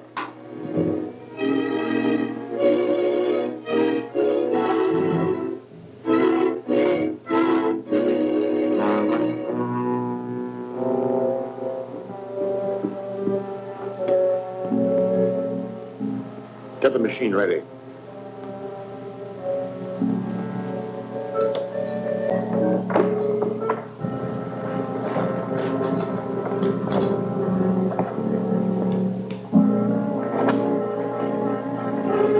If Matson does not revive Dr. Lyman, your body will be used in the next experiment. Turn the generator on to full capacity.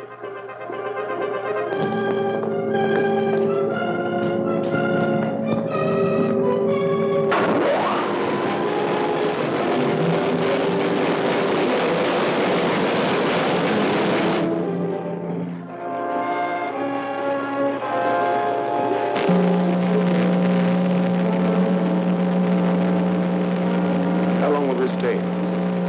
Well, it'll be some time before I'll know. This man has been dead for hours.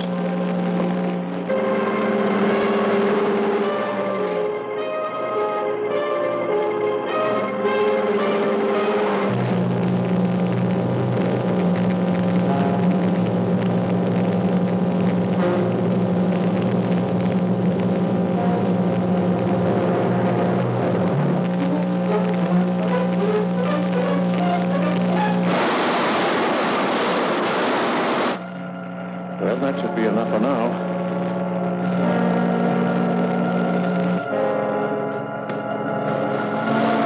Shut off the generator.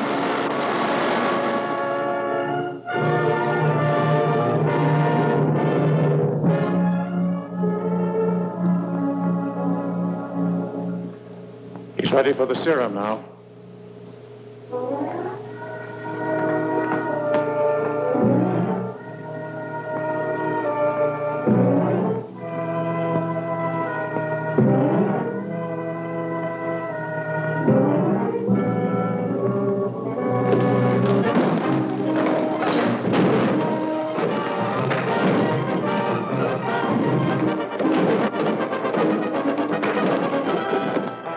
Captain America. How much longer will it take it to revive? Well, only a few seconds. But I hope by that time Captain America will have captured both of you.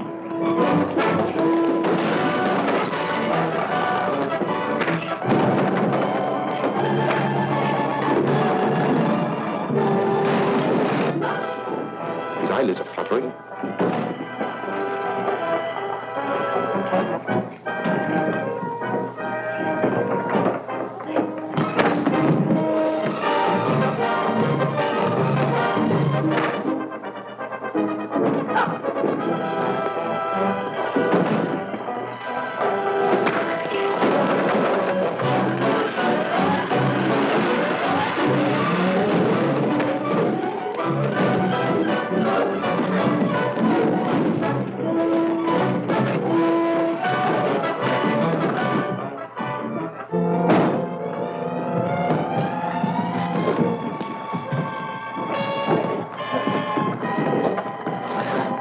Get out of the window, Matson.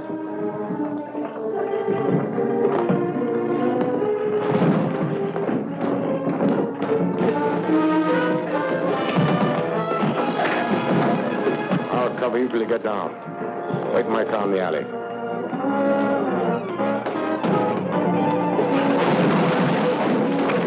Pick up the machine and follow him.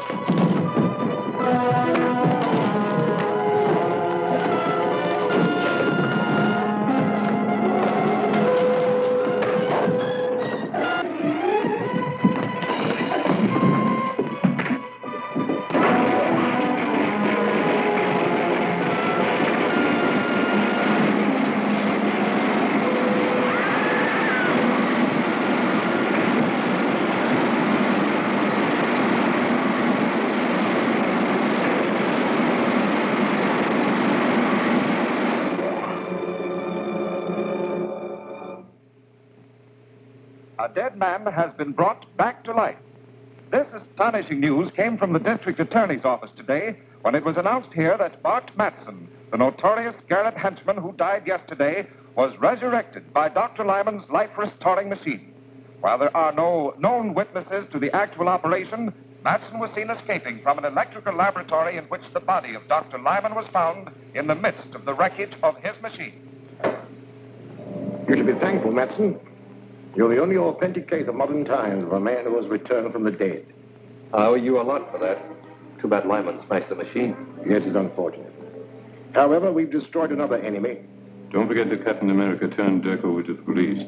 They'll slap a murder charge on him. Oh, I don't think so. The only witness is Captain America, and he can't testify without revealing his identity.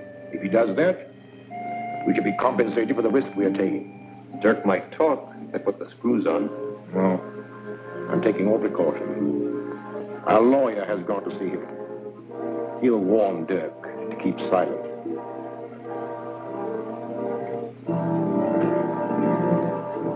Hello, Grant. Did you get anything out of Dirk? Not yet, but I will. Dirk will crack up when he's charged with murder. But you can't make a murder charge stick. You haven't any witnesses. All you can prove is that Dirk was present at the time of Dr. Lyman's death. Any smart lawyer will smash your case in no time. But Captain America will. Captain America was unquestionably a witness, but you can't produce him. I probably won't need to. Dr. Lyman was abducted from his home along with his life-restoring device. His body was found beside the smashed machine. Now, if I can prove that Dirk was the unknown masked man who helped Matson with the abduction, I'll convict him of murder. But you can't prove anything. Gail Richards, your assistant, is the only witness who made a positive identification of Dirk as one of the abductors. Our unsupported testimony will not be sufficient in court. I may be able to back up Gail's testimony. There's still one more witness. May I use the phone? Help yourself. Get me Dr. Malver at the Drummond Museum.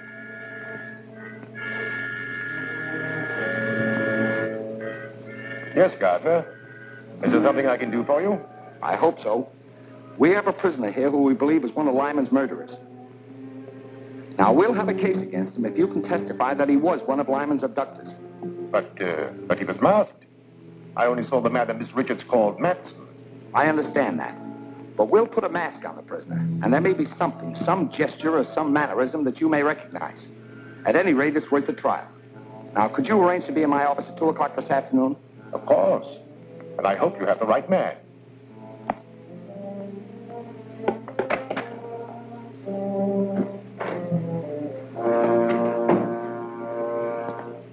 What news, Counselor?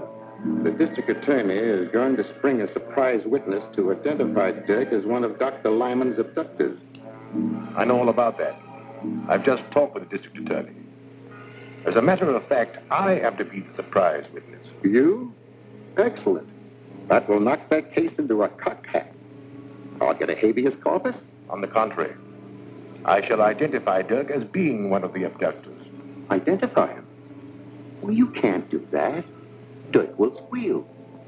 If he thinks he's being framed to take a murder rap, he'll tell everything he knows. Exactly. He's become a danger to my organization. I've devised a little plan that will take care of him and the district attorney at the same time. Return to Dirk at once. Tell him he'll be released if he obeys my instructions implicitly. I'll be present when he's brought into the district attorney's office, and... Miss Richards says when Matson attacked you, tore off his mask. That is true. But neither of us saw the face of the other man. The man you're about to see is wearing the same mask you took from Matson. Miss Richards has identified him. We hope you can corroborate her testimony. All right, Davis, bring him in.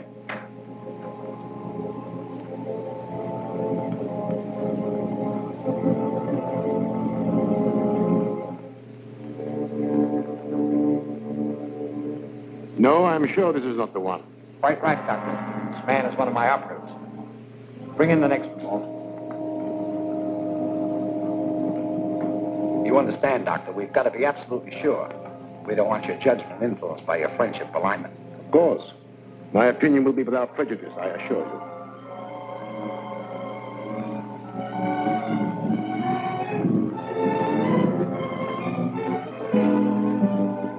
This unquestionably is the man who looted Matson in the raid on Lyman's house. That's a lie. You're trying to frame me. Are you willing to identify this man under oath? Positively. That's good enough to convict. Book him for murder. Murder? You can't do that. Suppose I talk. What'll I get? If you'll name the scarab, I'll accept a plea of guilty of second-degree murder.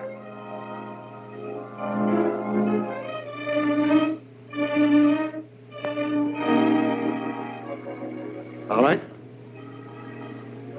Scarab was Doc Lyman himself. Oh, that's preposterous. The man's crazy. Lyman was a soul of honor. He might just as well accuse me of being the Scarab. That trick won't work. You can't save your neck by accusing a dead man. It's true. Lyman was using his machine to bring Matson back to life. Why did Matson kill him? How can I tell what a man will do who's just been resurrected from the dead? We'll have to have more evidence than just your word. I can prove it, but I won't talk before this guy, whoever he is. All right. If you'll excuse us, Doctor, and thanks for your help. Glad to give it. Glad.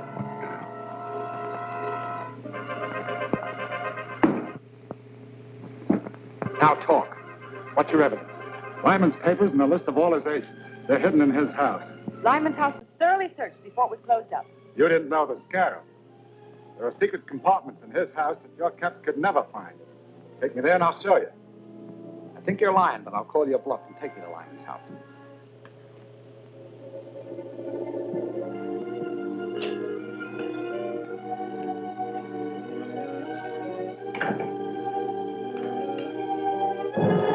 Stand where you are, Gardner. Good work, Matson. I knew the scab wouldn't let me down. Quiet, you double-crosser. When you threatened to squeal, you signed your own death warrant. As for you, Mr. D.A., you're finally going to pay the penalty for interfering with the scarab.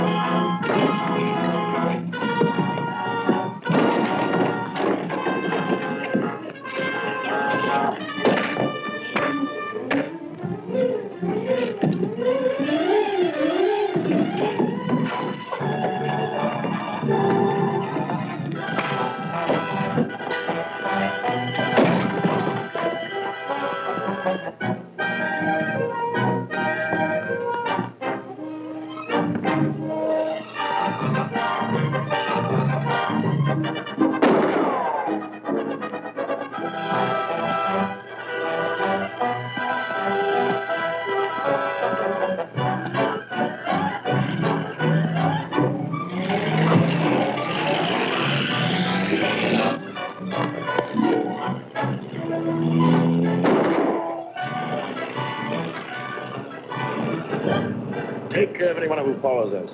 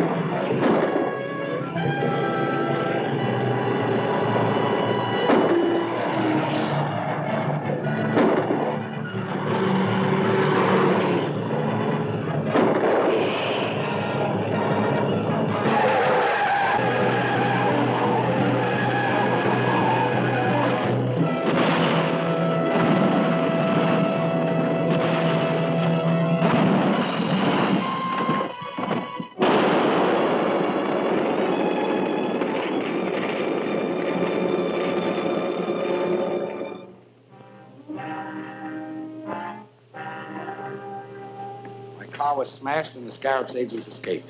G.F. Hillman, the railroad president's on the phone, Chief. He's calling by a radio phone from his private car on the Westland Limited. Hillman? Wasn't he one of the principal backers of the Mayan expedition? That's right. I'll take the call here.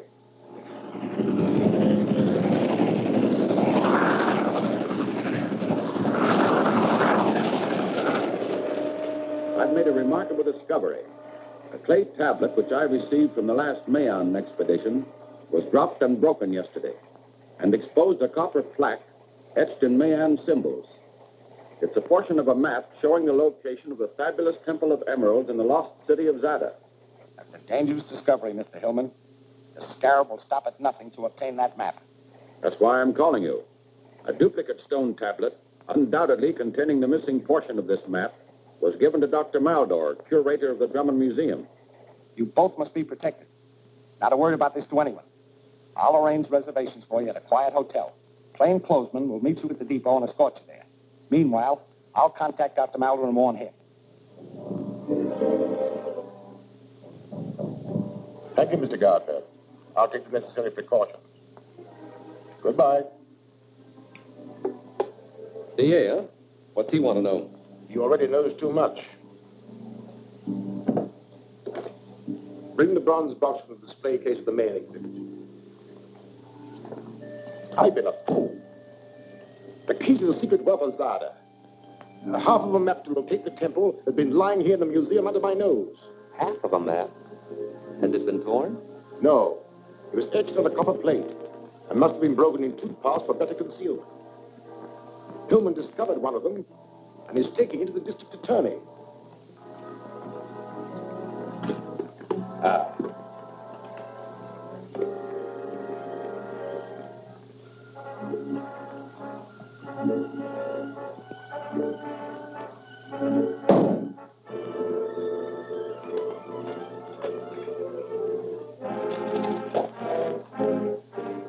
That's it, all right.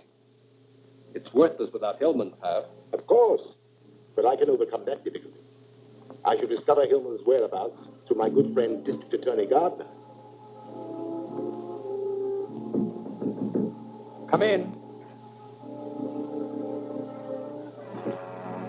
Dr. Maldor, you should have come here without proper police escort. I warned you. Your warning came too late. I investigated the Mayan exhibits as soon as I heard from you. This case has been opened and looted. It contained the tablet referred to by Hillman. Any indication how the thief got in? Not a sign. Who has handled this case? Only as my assistant, Gruber, and myself. Well, have a seat, Doctor. I'll have Davis check this completely for me.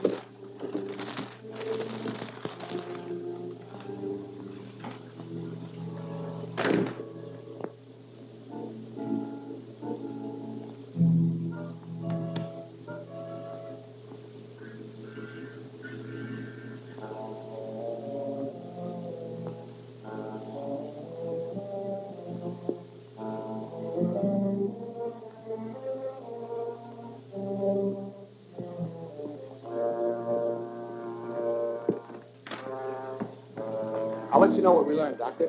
Meanwhile, I'll have the police search the museum for additional clues. Fine. And you tell Hillman what happened? Yes, I'll phone him right away. Now, if you'll excuse me, Doctor. Why, certainly. Goodbye.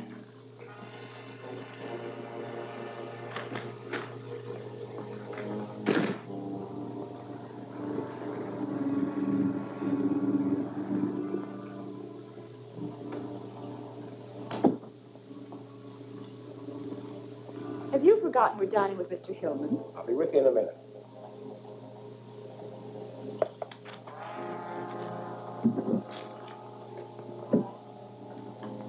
All right, let's go. Hello? Yes? I'll bring them over right away. Commissioner, he's just received the police report on the museum robbery and wants all confidential files brought to him immediately. I'll have to go back to the office and pick them up. But what about our dinner engagement? You go ahead. I'll try to join you later.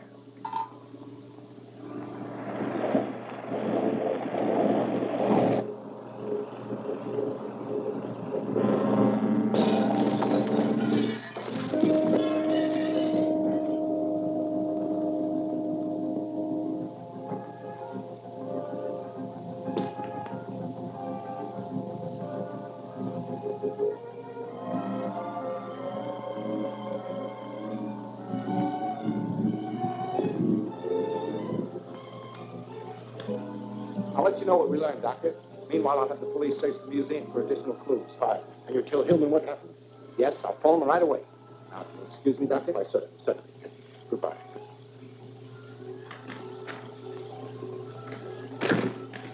Get me Mr. Hillman, Hotel Metropole, Suite 504.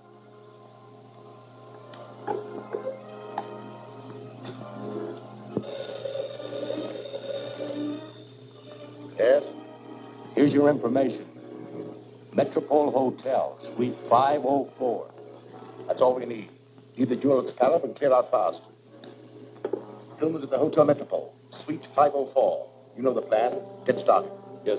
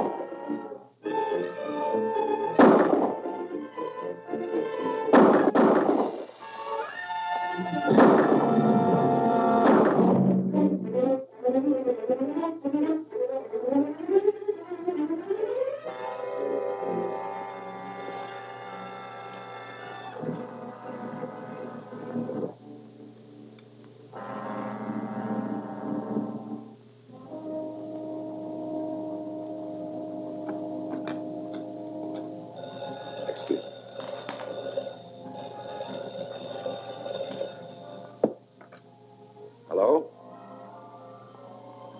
Certainly. Mr. Gardner wants you. Thank you. Clancy speaking. One of the Scarab's men just broke into my office. I don't know what he was after, but it probably means they're trying desperately to find Hillman. So be especially careful. I'm coming right over.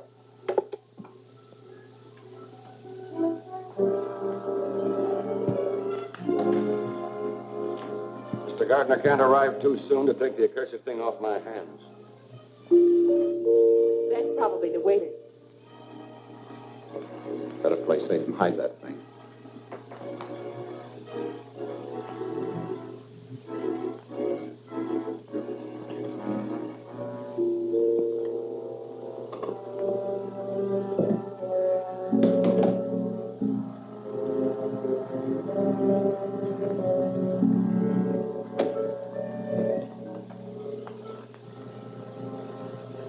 Sorry, Bud. Just a formality.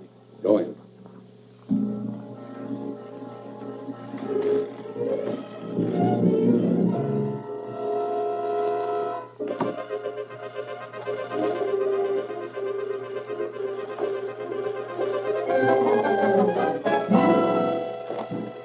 What's the meaning of this?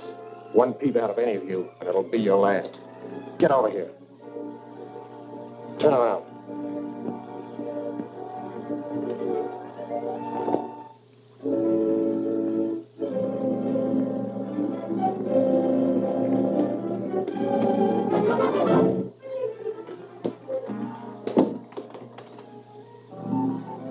Tie up the copper and that girl.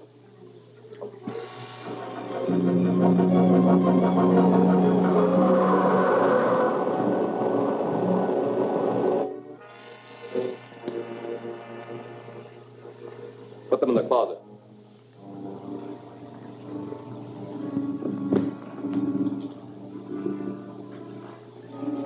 Now, Mr. Hillman, the Scarab wants the other half of the treasure map.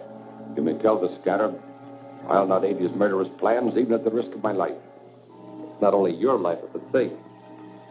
Take care of those two. Wait. It's in the wall safe. Get it.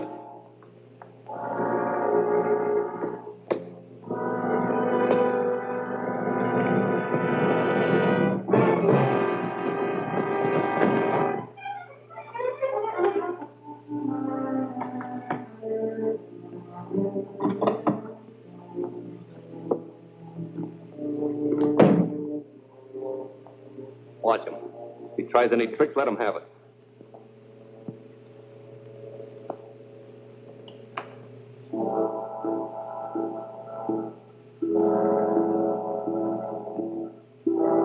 This looks like the real thing, all right. Now, we're taking you to a nice, quiet place where you can decipher both pieces of this map for us.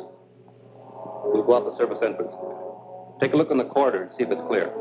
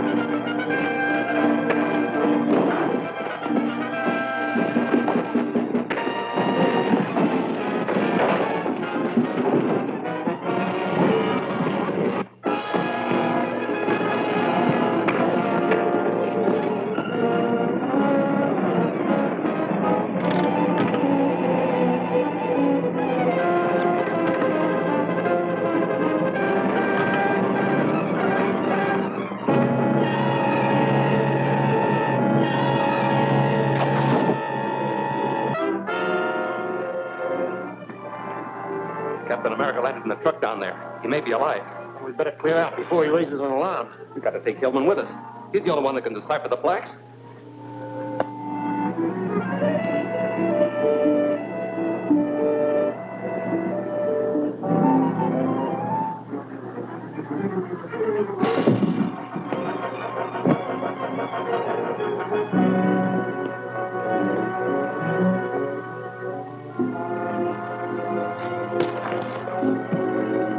You're coming with us.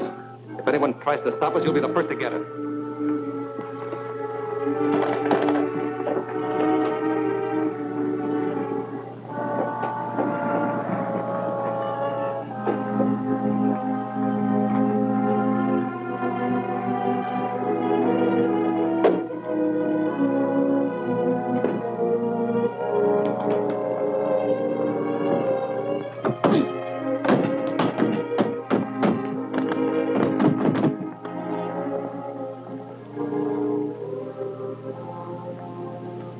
Those men took Hillman away with them.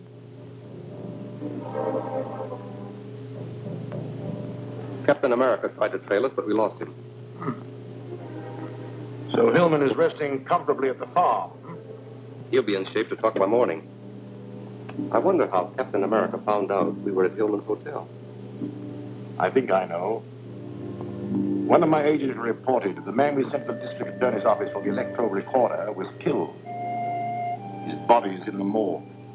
And the DA must have the electro recorder with your voice on it. The sound was recorded on a magnetic wire.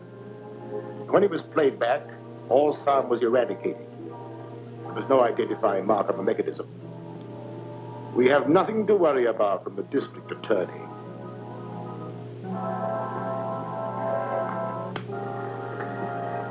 The man I found here must have thrown this out the window. I picked it up in the street below. Seems to be a recording device of some kind.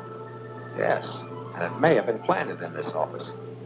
Check it over thoroughly, Walter. All right, Chief. Give you a full report in the morning. Fine. Let's hope we get a lead to the Scarab.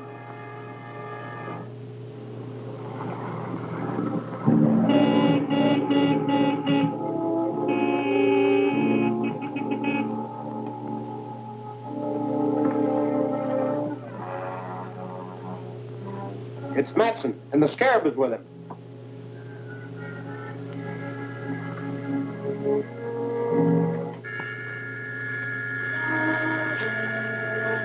Dr. Maldor, so you are the Scarab.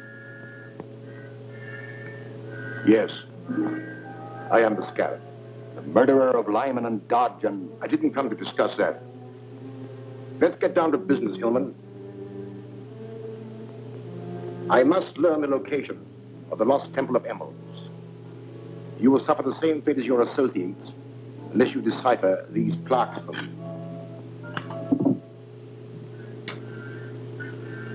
I won't do it. You'll never get your criminal hand to that fabulous wealth. You're very headstrong. But there are ways of making you talk. Tie him up to that chandelier.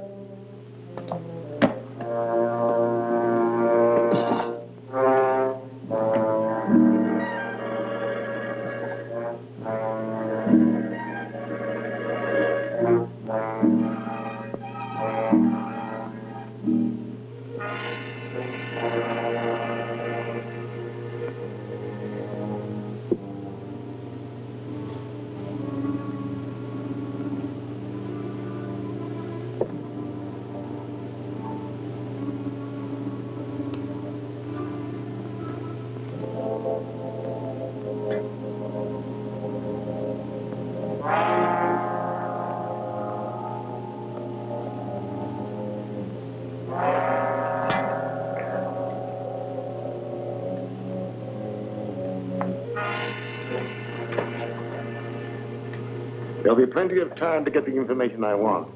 There'll be no interruption from Captain America or the district attorney now.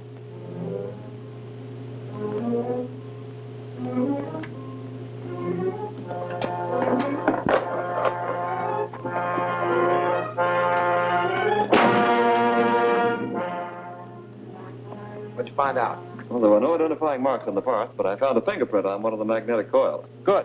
Now we're getting somewhere. Definitely. I identified the fingerprint as that of Ed Graham. He runs a radio repair shop at 32 South Street. Here's his record. Arrested 3 times on suspicion of robbery and receiving stolen goods. Dismissed each time for lack of evidence. Well, this time we really have some evidence. I hope it helps us find Hillman. We'll soon find out. I'll force Graham's hand before he learns we have his fingerprint to convict him.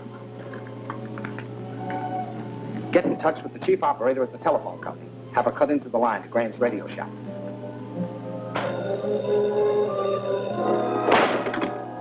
Hello?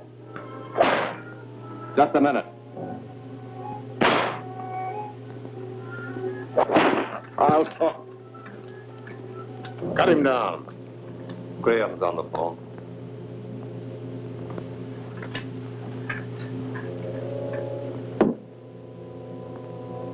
Yes, Graham, what is it? The district attorney dropped in with that electro recorder.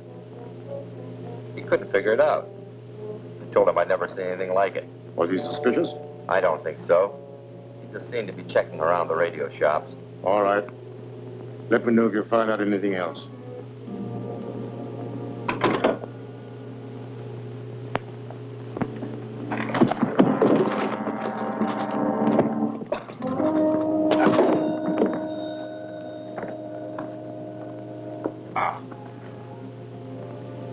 You may have fractured his skull. Your stupidity will delay my learning the secret of those plaques. Stretch him out the couch, boys. Get my hat and coat. We're going back to town.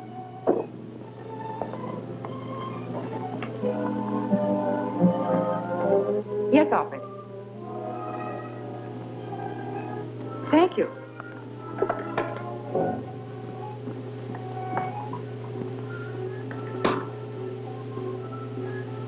Calling Grant Gardner. Calling Grant Gardner. Yes, Gail, come in. The chief operator reports that Graham just made a phone call to the old Watson farm off Riverside Lane. Was Hillman's name mentioned? No. He only talked about your checking on that recording device. Fine. I'll reopen negotiations with Mr. Graham.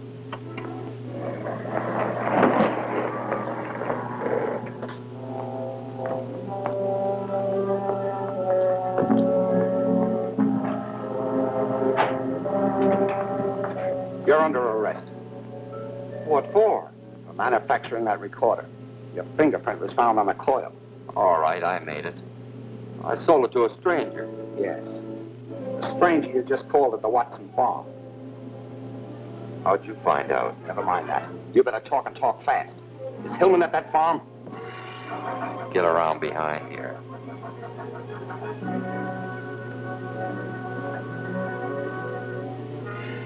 In the back room.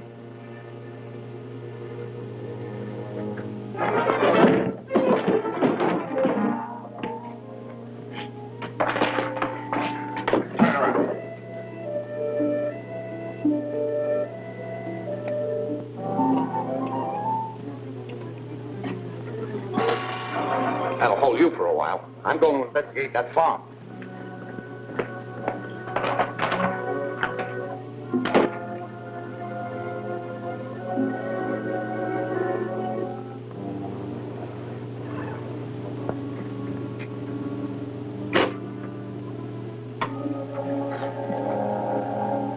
Calling H1. Calling H1. Mrs. Graham, calling H1. Come in, Graham. This is Gruber. The DA's got me tied up in my shop. He's on his way to the Watson farm. Warn the Scarab. I'll phone the farm. Then I'll send someone down to release you.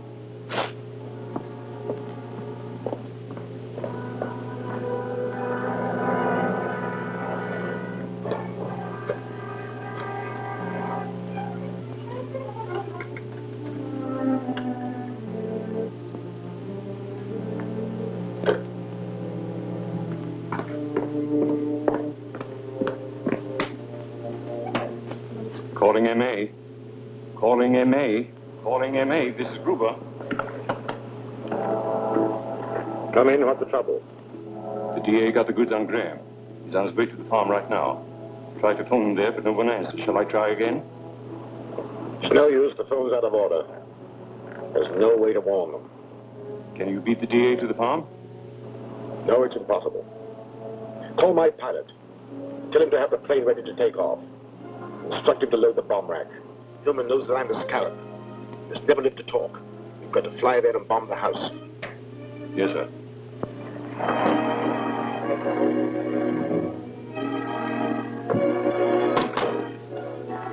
I'd better phone headquarters. Halt!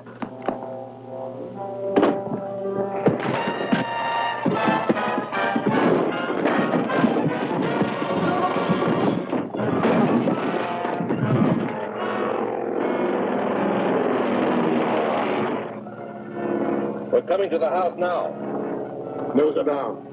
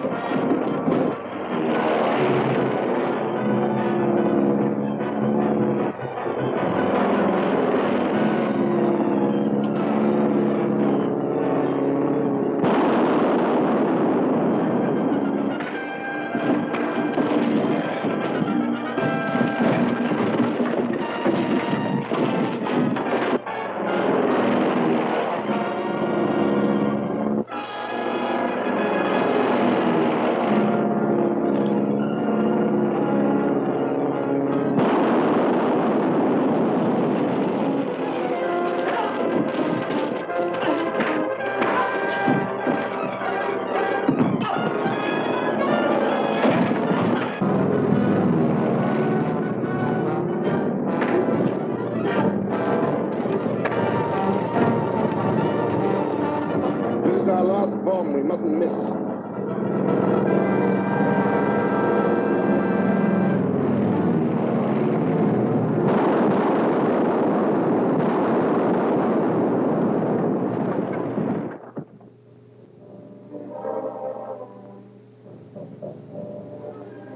G.F. Hillman, wealthy railroad president, was rescued today by Captain America from the Scarab's agents, who bombed a farmhouse where he was being held prisoner.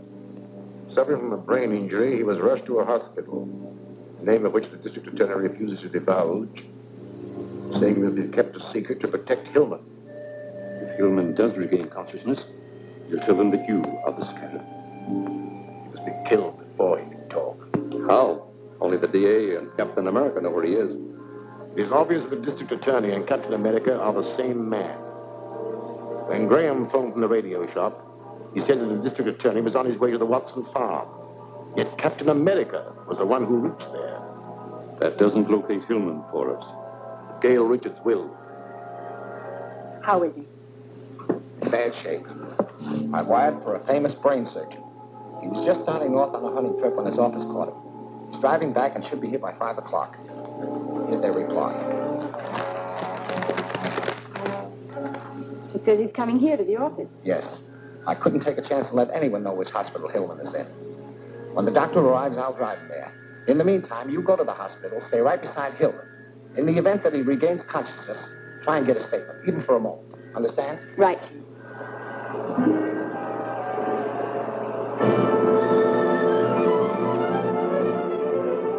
Keep quiet and drive where I tell you.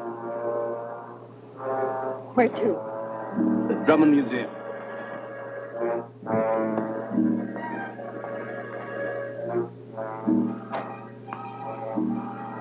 It's good to see you, Miss Ricketts. Be seated. Dr. Melder, why was I brought here? Perhaps this would explain. It explains a lot. You're the scarab. Yes. It's your misfortunes I had to let you know. But I need some information. Sit down.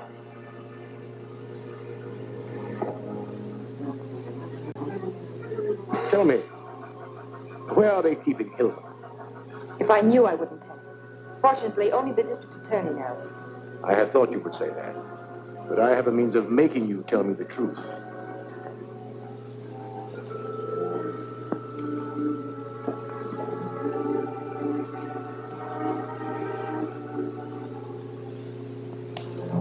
This contains an extract brewed from a jungle flower, which is a very efficient truth serum. Under its influence, you will tell me anything I want to know. Unfortunately for you, the effects never wear off, and you will spend the rest of your life in an insane asylum, a hopeless idiot. And now, Miss Ricketts. Wait. Go ahead, Miss Ricketts. And I warn you to tell the truth. I don't know which hospital Mr. Hillman is in, but the district attorney has wired for a brain surgeon who is driving here in his car. He will arrive at the office at 5 o'clock. From there, he's to be taken to the hospital. What is the surgeon's name? Dr. Rodlam Barracks. Spell it.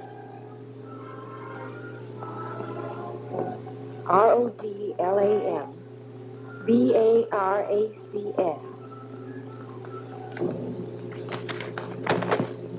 Contact Agent 33. Tell him to use this name and to go to the district attorney's office. Mr. Gardner, I'm Dr. Rodlam Barracks. How do you do, Doctor? Won't you have a chair? Thank you. You arrived earlier than I expected. I know. I received your wire about Hillman, and instead of driving all the way, I managed to charter a plane. That was very thoughtful of you.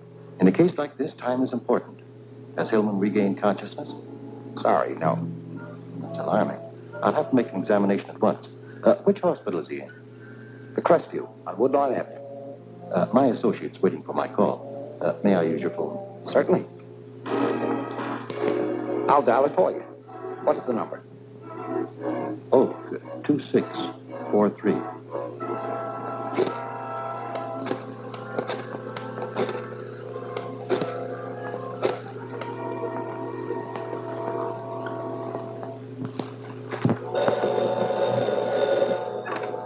Hello? Get my surgical kit and meet me at the Crestview Hospital on Woodlawn Avenue. Understand? Got it. I'll take care of everything. The men are waiting downstairs. One will meet you in the lobby of the hospital in case of trouble. The other will wait in the getaway car. I'll be here when you get back. Very well. I'll start at once. I'm sorry I can't go with you, Doctor, but I have some work to do. Please phone in your report as soon as possible. Of course, Mr. Gardner. Thank you.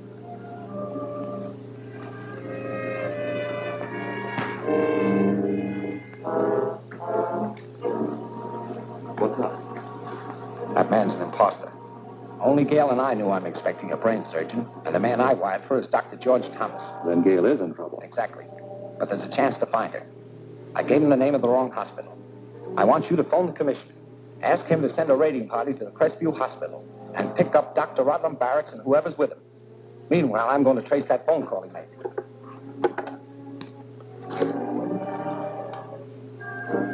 This is the district attorney. I want the address of Oak 2643. Who's there? The district attorney. Open up.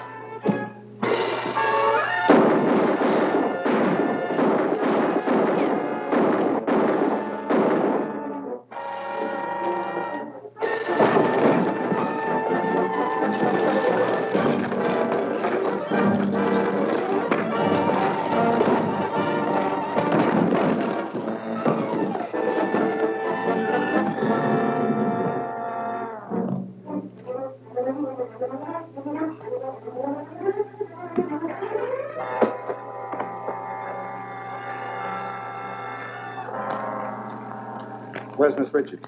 How would I know? You know, all right. And about that phony surgeon, Rodham Barracks, too. Phony? Well, the girl told us that... She gave you the wrong name. She made this one up to warn me. And at the same time to tell me that Malder is the Scarab. Malder? You're crazy.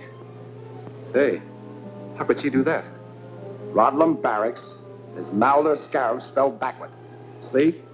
S-C-A-R-A-B. M-A-L-D-O-R. Malder is the Scarab. When Malder finds out she double-crossed him, he'll kill her. She'll have a horrible death. Well, you know what he'll... Shut up. You won't find it out in time. Yes? The whole thing was a trap. The cops were waiting at the hospital. Got the others. I just managed to escape. Hold the car there for a fast getaway. We'll be out as soon as we dispose of the girl.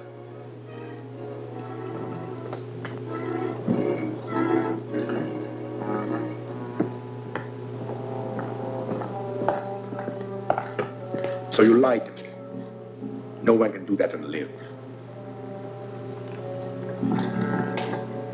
This looks 1,000 years old. But it isn't. A week ago, he was a living, breathing man. But he disobeyed my orders. He was placed in this case. In a short time, he became the withered mummy that you see before you. And you'll be just like that in a few minutes. Gruber.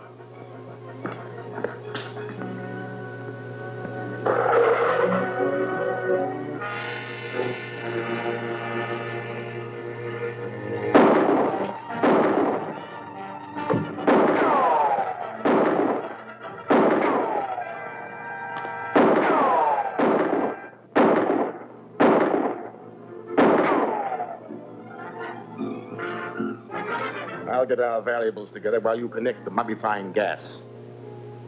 I'm afraid the district attorney will hardly recognize Miss Richards when he finds her a withered mummy.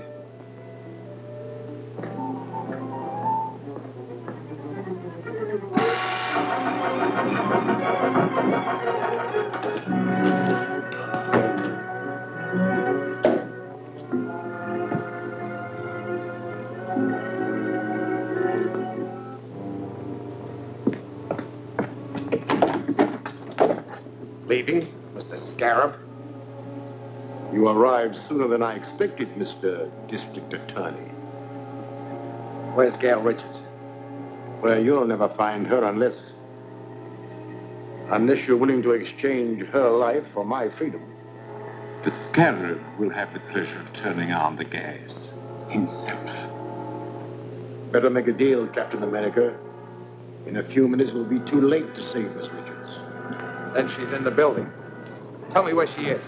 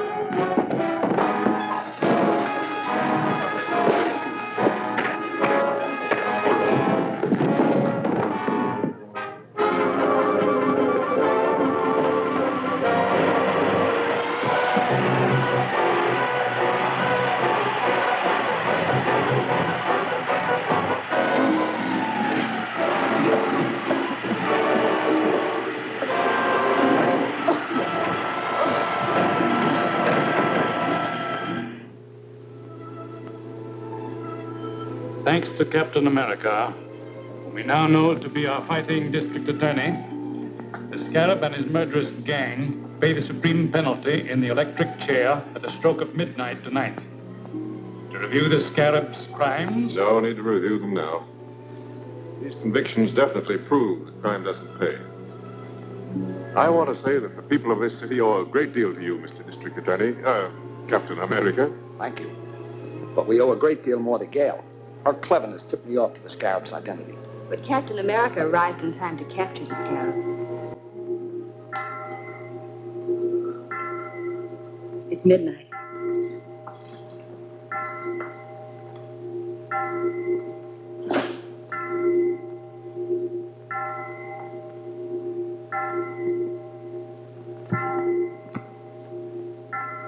The toll of doom for the Scarab.